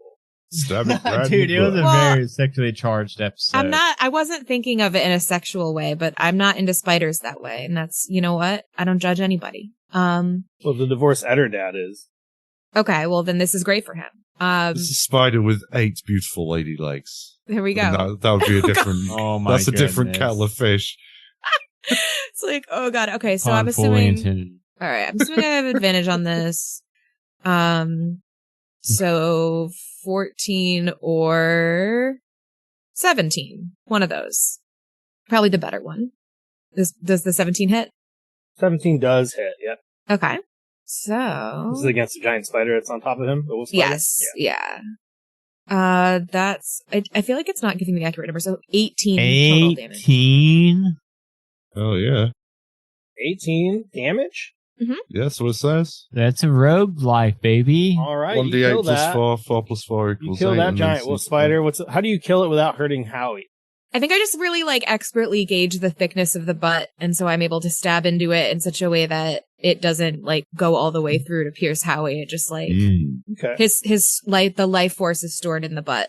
We So- do not want double penetration. Yeah, no. Oh my god, dude. So yeah, you stab it right there in the abdomen, and it falls down to the ground immediately. And the same thing, its legs curl up the way that spiders do, and then it dies. The other two, the Ettercap and the other giant wolf spider, are ready to pounce, but it's not their turn. Anything else fancy? I think that is gonna be it. All right, Howie, it's your turn now. You see that there's Hooray. another giant wolf spider and ready to jump, and a Ettercap behind it, ready to charge.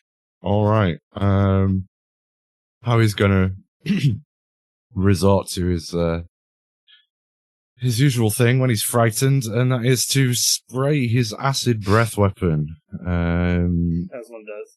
That's what one does. It's What I like, do when I'm "Oh, I'm scared." nervous. I went and saw Obsession last week and I just used my acid breath all over the screen. It scared me so bad.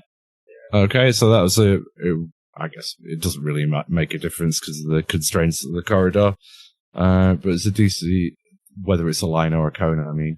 But it's a DC 11 dex save to receive 4 acid damage. For both of them? Yes. Okay. So we'll do the giant wolf spider first. It's had a dexterity saving throw. Mm-hmm. All right, first one gets a 13, and then we'll do the Eder. So the spider gets a 13. We'll see what the Ettercap gets. The Ettercap is going to get a 20. The breath weapon's not very good. No. But, So you hit 4 but damage against I the like wolf using spider. it for flavor. So you shoot your alcohol breath at the spider, and it just kind of like it doesn't like it very much, but it's fine. It's not phased. Well, It's not in a that phase case- spider. But it's even more to the point then, it is an unfazed spider. Unfazed spider. We'll use our bonus action to swing a savage kick at the little spider. How does a 13 do? A 13 against the little spider, that will hit. Oh, it will. Excellent. That'll be 10 bludgeoning damage. And Wow. bludgeoning damage. Okay, so yeah, you're able to kill that one. So that Ooh. other wolf spider that's coming running up at you, you're able to kill it. So you hit it with the alcohol acid breath, and then you're going to just punch it to death Just real quick. Roundhouse kick it into the wall where it just Hell splatters. yeah, fucking Roadhouse. Pop that thing. Roadhouse. Roadhouse. Yeah. Roadhouse. Swayze would be proud. Anything else? If you get that Welsh accent out for it, Roadhouse. No, that'll be it. I've used my bonus action and my vomit action, so I'm all good for this round. Okay. Hi, everybody. This is how he does it. Welcome to my Scandinavian fan club here in Denmark. All right, so then we go to Don Volcano. However, Don, Oh shit. Fucking jumping straight off the gun with that one. Don. I know. I shot as soon as you said it was Dom. right before your That's his turn, problem. Don, there's actually something happening. Oh, well, Something shit. Well, fuck strange. me, I guess. Something Um, happening? Yeah. there's My D&D? something What it is happening ain't here. exactly clear. Something, There's a man with a gun over there. Stop. The combination of our What's ADHD that and knowledge of songs is not a good thing. Suddenly, Don, there's like a flash of green light behind you. I don't even know if you really notice it. You turn around, and suddenly right behind you is another giant spider. There was a flash of light. You see a giant spider that's white. Its body is white. It has blue at the end of its legs, and then the front of its head is blue, and its 8 eyes are glowing. I think this may be a face spider. Yeah, I was going to say, and this one is not unfazed, and it's going to immediately jump attack you from behind with a sneak attack. Why don't you make a insight check real quick? It's also a rogue. This is a A 3. 3. You don't know what the fuck this 3. is. Scary ass spider. Pops up behind you, bites you for a 10, but it's going to have advantage, so it actually bites you for a 23 to hit. Ziggy played That hit? Would you believe it, Jeremy? A 23 does fucking hit me. Cool, Yeah. cool. 5 piercing damage, 10 poison spiders damage. from, Can you make a Constitution saving throw? I would rather not. Assuming you're... Well, you don't have to make it. It'd be an auto fail, though. I'd rather not, Jeremy. That's it's a dirty 20, though. Okay, so you're not Nice. poisoned, but this giant spider... Nice. It bites you, and then a flash of green light, and it disappears. Oh, okay. Well, fuck this thing. I've got to say, I'm not a fan of that. Don't care for that at all. No. Your Don't turn, like Don. that at all. It's my turn now. Mm-hmm. Yeah. I'm gonna scoot a little bit more, kind of around. Actually, you know what? What? I'm gonna dip into. There's like the little corridor that Howie's in. I'm gonna dip into that and like go behind Howie, so that Howie's between me and the doorway. So if That's that what face spider heroes tries to do. come back, they got to go through a couple of people. Okay. And from here, now I'm gonna shoot my pistol at the stepdad, Ettercap? He's a stepdad now. Is he? Okay. He's a stepdad. He's the just a- Ettercad that stepped up. I'm going to need you Yeah. to do so with disadvantage, just because you are in this closed corridor, and you don't want to hit Howie. Oof.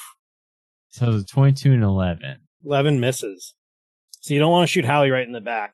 This corridor is so narrow that'd be really hard to shoot past them. So you're like, and you don't hit Howie, but you don't hit the Ettercap either. Anything else? Yeah, luckily, Little Smasher is gonna go and just fucking Yay. Little Stomper is gonna go stomp. Little Smasher. Stepdad's foot. Little Stomper is gonna go step. That's going to be Mark Little Two. Smasher Stepdad. belongs to Sassy. To Sassy, yeah. Okay, well, go ahead and just let's do a quick. So you're sending Little Stompy to the Ettercap? Dude, do you think I can control Little Stompy? No, I can't control Little Stompy. Little Talk Stompy about does how what I Little just Little said Stompy goes Little where the stomping Stompy, is. and then my Alexa. So you rolled a 4 plus 6, so 10 to hit. It misses. Dude, fuck me this turn, I guess. Okay. Them's the breaks, man. It's fucking way she goes, He Rick. still looks Fucking cool way though she when goes. he's trying. He's He looks trying. really cool. He looks He really looks fucking really cool. It's nothing cooler than trying. There's That's true. you know what? Kids, You know what's really lame? Not trying. Yeah. not trying. You know what's School's really cool. cringe? Caring what people think. And failing out of school. Mm-hmm.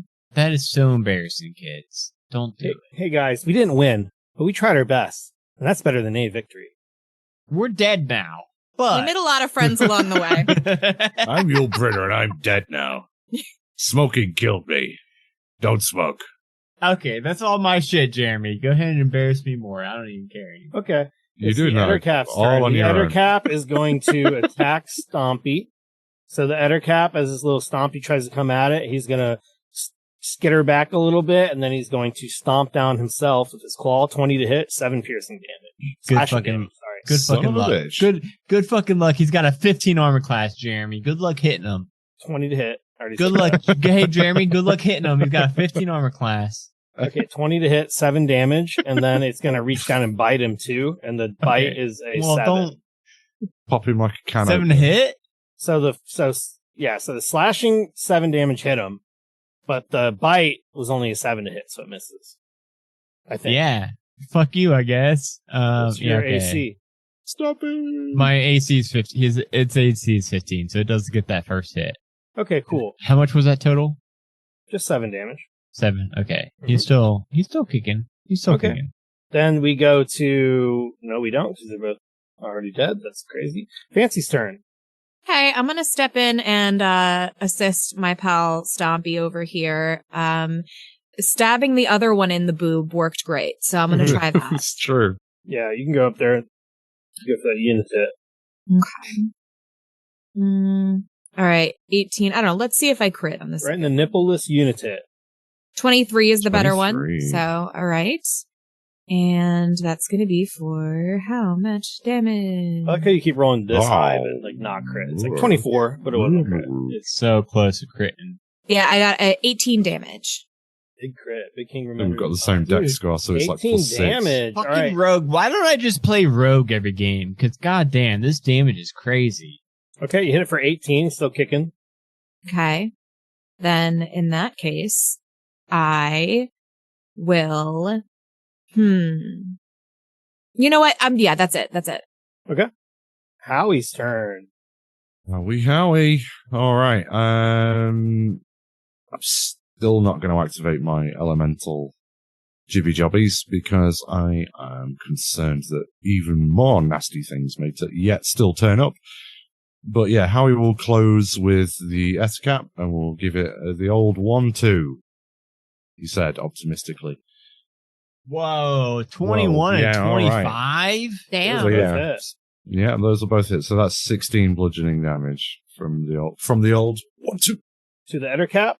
Yes. All right, you punch him right in his ugly ass maw. Now that you're closer, you can see why he got divorced. But you hit him right in the face, and but he's still alive. Cool. Well, that's my turn. Okay. Fancy. There's suddenly a flash of greenish blue light right beside you, and then just literally materializing in front of your face, this gigantic white and blue spider. And it's going to attack you. It's going to get advantage on the attack as well, as it just literally materializes right in front of your face. I don't know how you guys guessed the phase spider. And then it's going to bite at you with advantage, 24 to hit for Yeah, that'll hit. crit. Yikes. So it's going to be 15 piercing and 27 poison. What? Nice. I think I. Holy shit. 15 plus 27 is more than 31, right? Yes. That's how much. Yeah, I'm down. Okay, so all of a sudden it just appears, bites you, and then you all see Fancy drop to the ground. The face spider is going to crawl atop Fancy's body and then disappear, and you see both Fancy and the face spider vanish. Uh-oh. It took Fancy. Uh-oh. Future one chance, don't let me down. She let y'all down. So Howie, you see that thing appear, and she drops, grabs her, and then flash of blue light, and then they're both gone. Oh my days, what the hell was that? And Don, you saw it, and you know, like, that's that same shit that just striked you a second ago. It's your turn. It's my turn now? Mhm. Guess what Stompy's gonna do? Jeremy, guess what Stompy's gonna do? Go into another dimension and save Fancy. No, Help he can't do everybody. that. He is gonna stomp. He's gonna stomp for a 16 to hit on the stepdad spider. Okay. Does that hit? On the stepdad?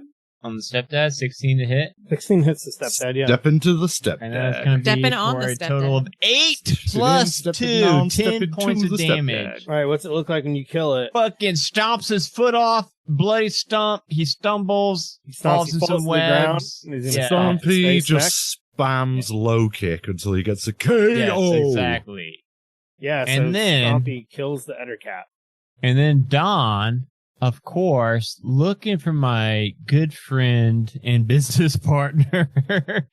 Let's see, what do I got to try to find where the fuck she just went? You have a thing to find where she went? I'm trying to look if I got That's something that cool. can find where she went. That would be helpful. I don't think I do. Shit, I don't know how to fucking help. That was just my bonus action for Stompy. Can I? God damn. Can I cast? How about this? Can I cast Fairy Fire?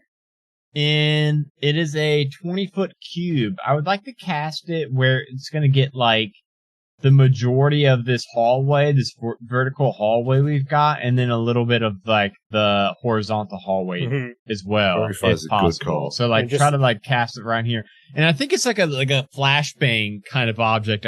I kind of hurl in right in front of Howie and little Stomper. And it's going to illuminate anything, invisible or not, inside that area. It just fills up the whole room. It's a 20-foot cube, so whatever that's going to do for us. Originating and it like lights right up the room as well. It Yeah. lights it up and it reveals so it's invisible things, objects in a 20-foot cube within range are outlined in blue, green, and violet light. Of course, green, best color. Each creature in the cube is also outlined if it fails a dex saving throw for the duration. So I think it's just a thing where like if the spider and Fancy are in this area still, but invisible somehow, they would need to make a dex save or be lit up. Okay. 7. And that's what I'm hoping for. You got a 7. So did it light up? 7. Well, what does it need to pass? It needed a 14. Okay. Yeah, you light it up and you see that it has moved to the south part of the room. It's about 15 feet away from you all, and it has Fancy wrapped up in it's like dragging her away across the floor, and the fairy fire reveals it. Another thing that the fairy fire reveals is it illuminates this entire room. You see there's actually a table in the middle of the room, and on the table are all these like candles. Like it looks like there's just like a dozen candles that have been completely melted, and then someone stacked another candle and lit those, and they're all surrounding. There's actually a very demonic looking altar on top of this table. And you see, why don't you make a religion check real quick? Yeah, I don't. I got a +4 in religion for some reason. 24. I guess I rolled a nat 20. What you see on the center of this, it looks like someone made a clay statue of a person with the lower part of their body being a spider. The person has horns, and you immediately recognize this as an altar to Lolth, the goddess of the drow. And you see that the phase spider is trying to drag Fancy towards this door that's at the southern part of the room just behind the altar. And I think that's what we'll end it tonight. For this episode my God. We're going to end it with Fancy and that kind of detriment. Oh, my goodness. Every time I play Saltmarsh, something really bad happens to me. It's like bad. I should stop. Stop being so effective, and then Jeremy will stop targeting you. Although, actually, that hasn't really worked. No, yeah, that's not a valid. I mean, the dice have a story to tell. The spider crit. Yeah, that's true. Yeah, and we did bad. We've got potions. It's okay. We just need to get you. Yeah. We just need Cece to get feeling better, and it's going to be a whole different situation. Once Cece recovers from the seasickness. Add a tot of grog and some sea biscuits. Be all downhill from there after that. It's all good. So thank you everybody for joining in and watching this episode of Quest Queue. Next episode, we'll probably be able to wrap this whole adventure up, I'd imagine. Hell yeah. Just because it all takes place on the ship, assuming they survive.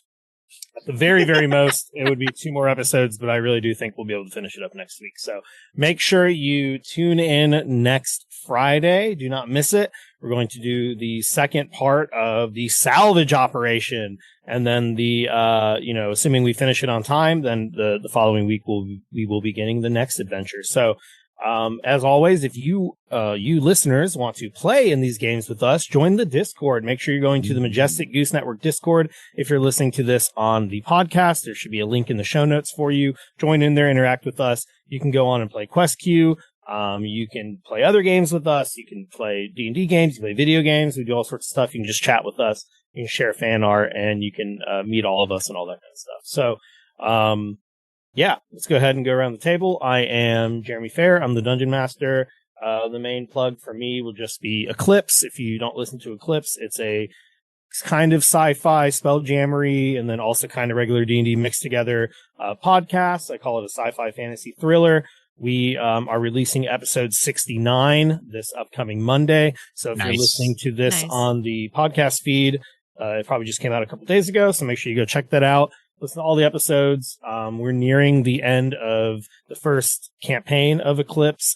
That being said, it'll probably take months for us to finish it, and then we do plan to have a second one as well. So check that out, and check out all the other shows on the Majestic Goose Network, and we'll go to Adam. What do you have to plug, Mr. Adam? Yeah, I think most importantly, of course, go check out Eclipse. I'm a player on that show. Very excited to see that one wrapped up for Campaign 1. Very excited for Campaign 2. Got my character workshopped a little bit. Super excited for that. Also, let's see, this can be going out in late June. So what can we plug in late June? Storytime with Silas is coming up in a couple months. That is our annual horror anthology show. We release episodes weekly in October every year.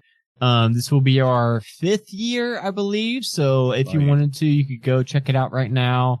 Binge the first 20-ish episodes. They're all within 15 to 45 minutes long, so you could definitely go get it all binged out before the next season comes out.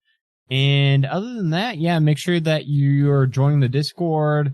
Follow us on all the social medias that we're on, and also check out the the Patreon. If you've got $2 a month to spare.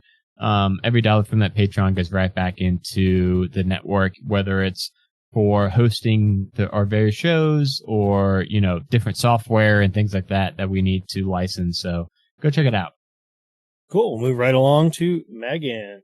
Hello, I'm Megan. I'm also on Eclipse. In case you were not convinced already, you should listen to it. I'm also the DM of a show called Quest Laid Plans, which is also a D&D show. You should check that out. And I co-host the Iced Tea podcast, which is about figure skating and not D&D, but maybe you contain multitudes and want to hear about that as well.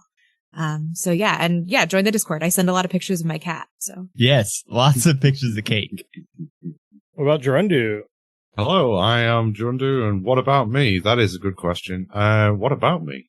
I am misery wrapped in an enema, or a mystery wrapped in an enigma. One of the two. In an enema? Yeah, I heard enema. I think that was the joke. That was a bit of an intentional humorous bon mot, but never mind. Wasted on you Americans, as per usual. You can find me all over the Majestic Goose Network. I am prolific. Most prominently, I guess, given that I'm not in Eclipse, though, for some reason, I guess I just wasn't cool enough. But I think it was time zones. It was a weekday recording show. You don't need to give me hollow platitudes now. It's been years. Most prominently, probably, you may know me as the eponymous Silas in Storytime with Silas and Roll for Weird. I'm also all over a very good audio drama and sometime actual play network called No Return, written by and produced by the fabulous Kia Joe, who also contributes quite frequently to Storytime with Silas. He's a very, very, very good writer, and I love acting for him. But yeah, that's basically it. I do silly noises on the internet with my mouth. We got 9 seconds till the raid kicks off. I'm sorry, guys. I thought we had enough time. I'm sorry. We got 3 9 seconds. to go. 2 seconds. 2 seconds. I'm sorry. I'm Bye, sorry. Here goes. The radio. We got 21 seconds before. I gotta go. I like how you're like, I'm going to take the last 9 seconds away. Stop talking, Gerundu. We got 9 seconds left. Start summoning a demon.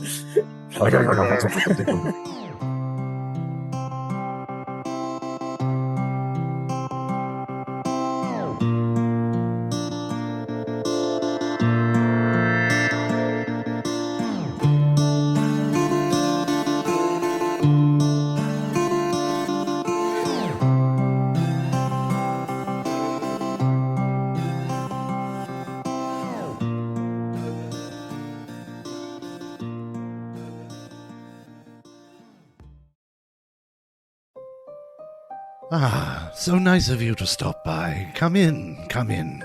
I'm Silas Lancaster, and this is my library. Within these tomes you will find tales of monsters, both figurative and literal.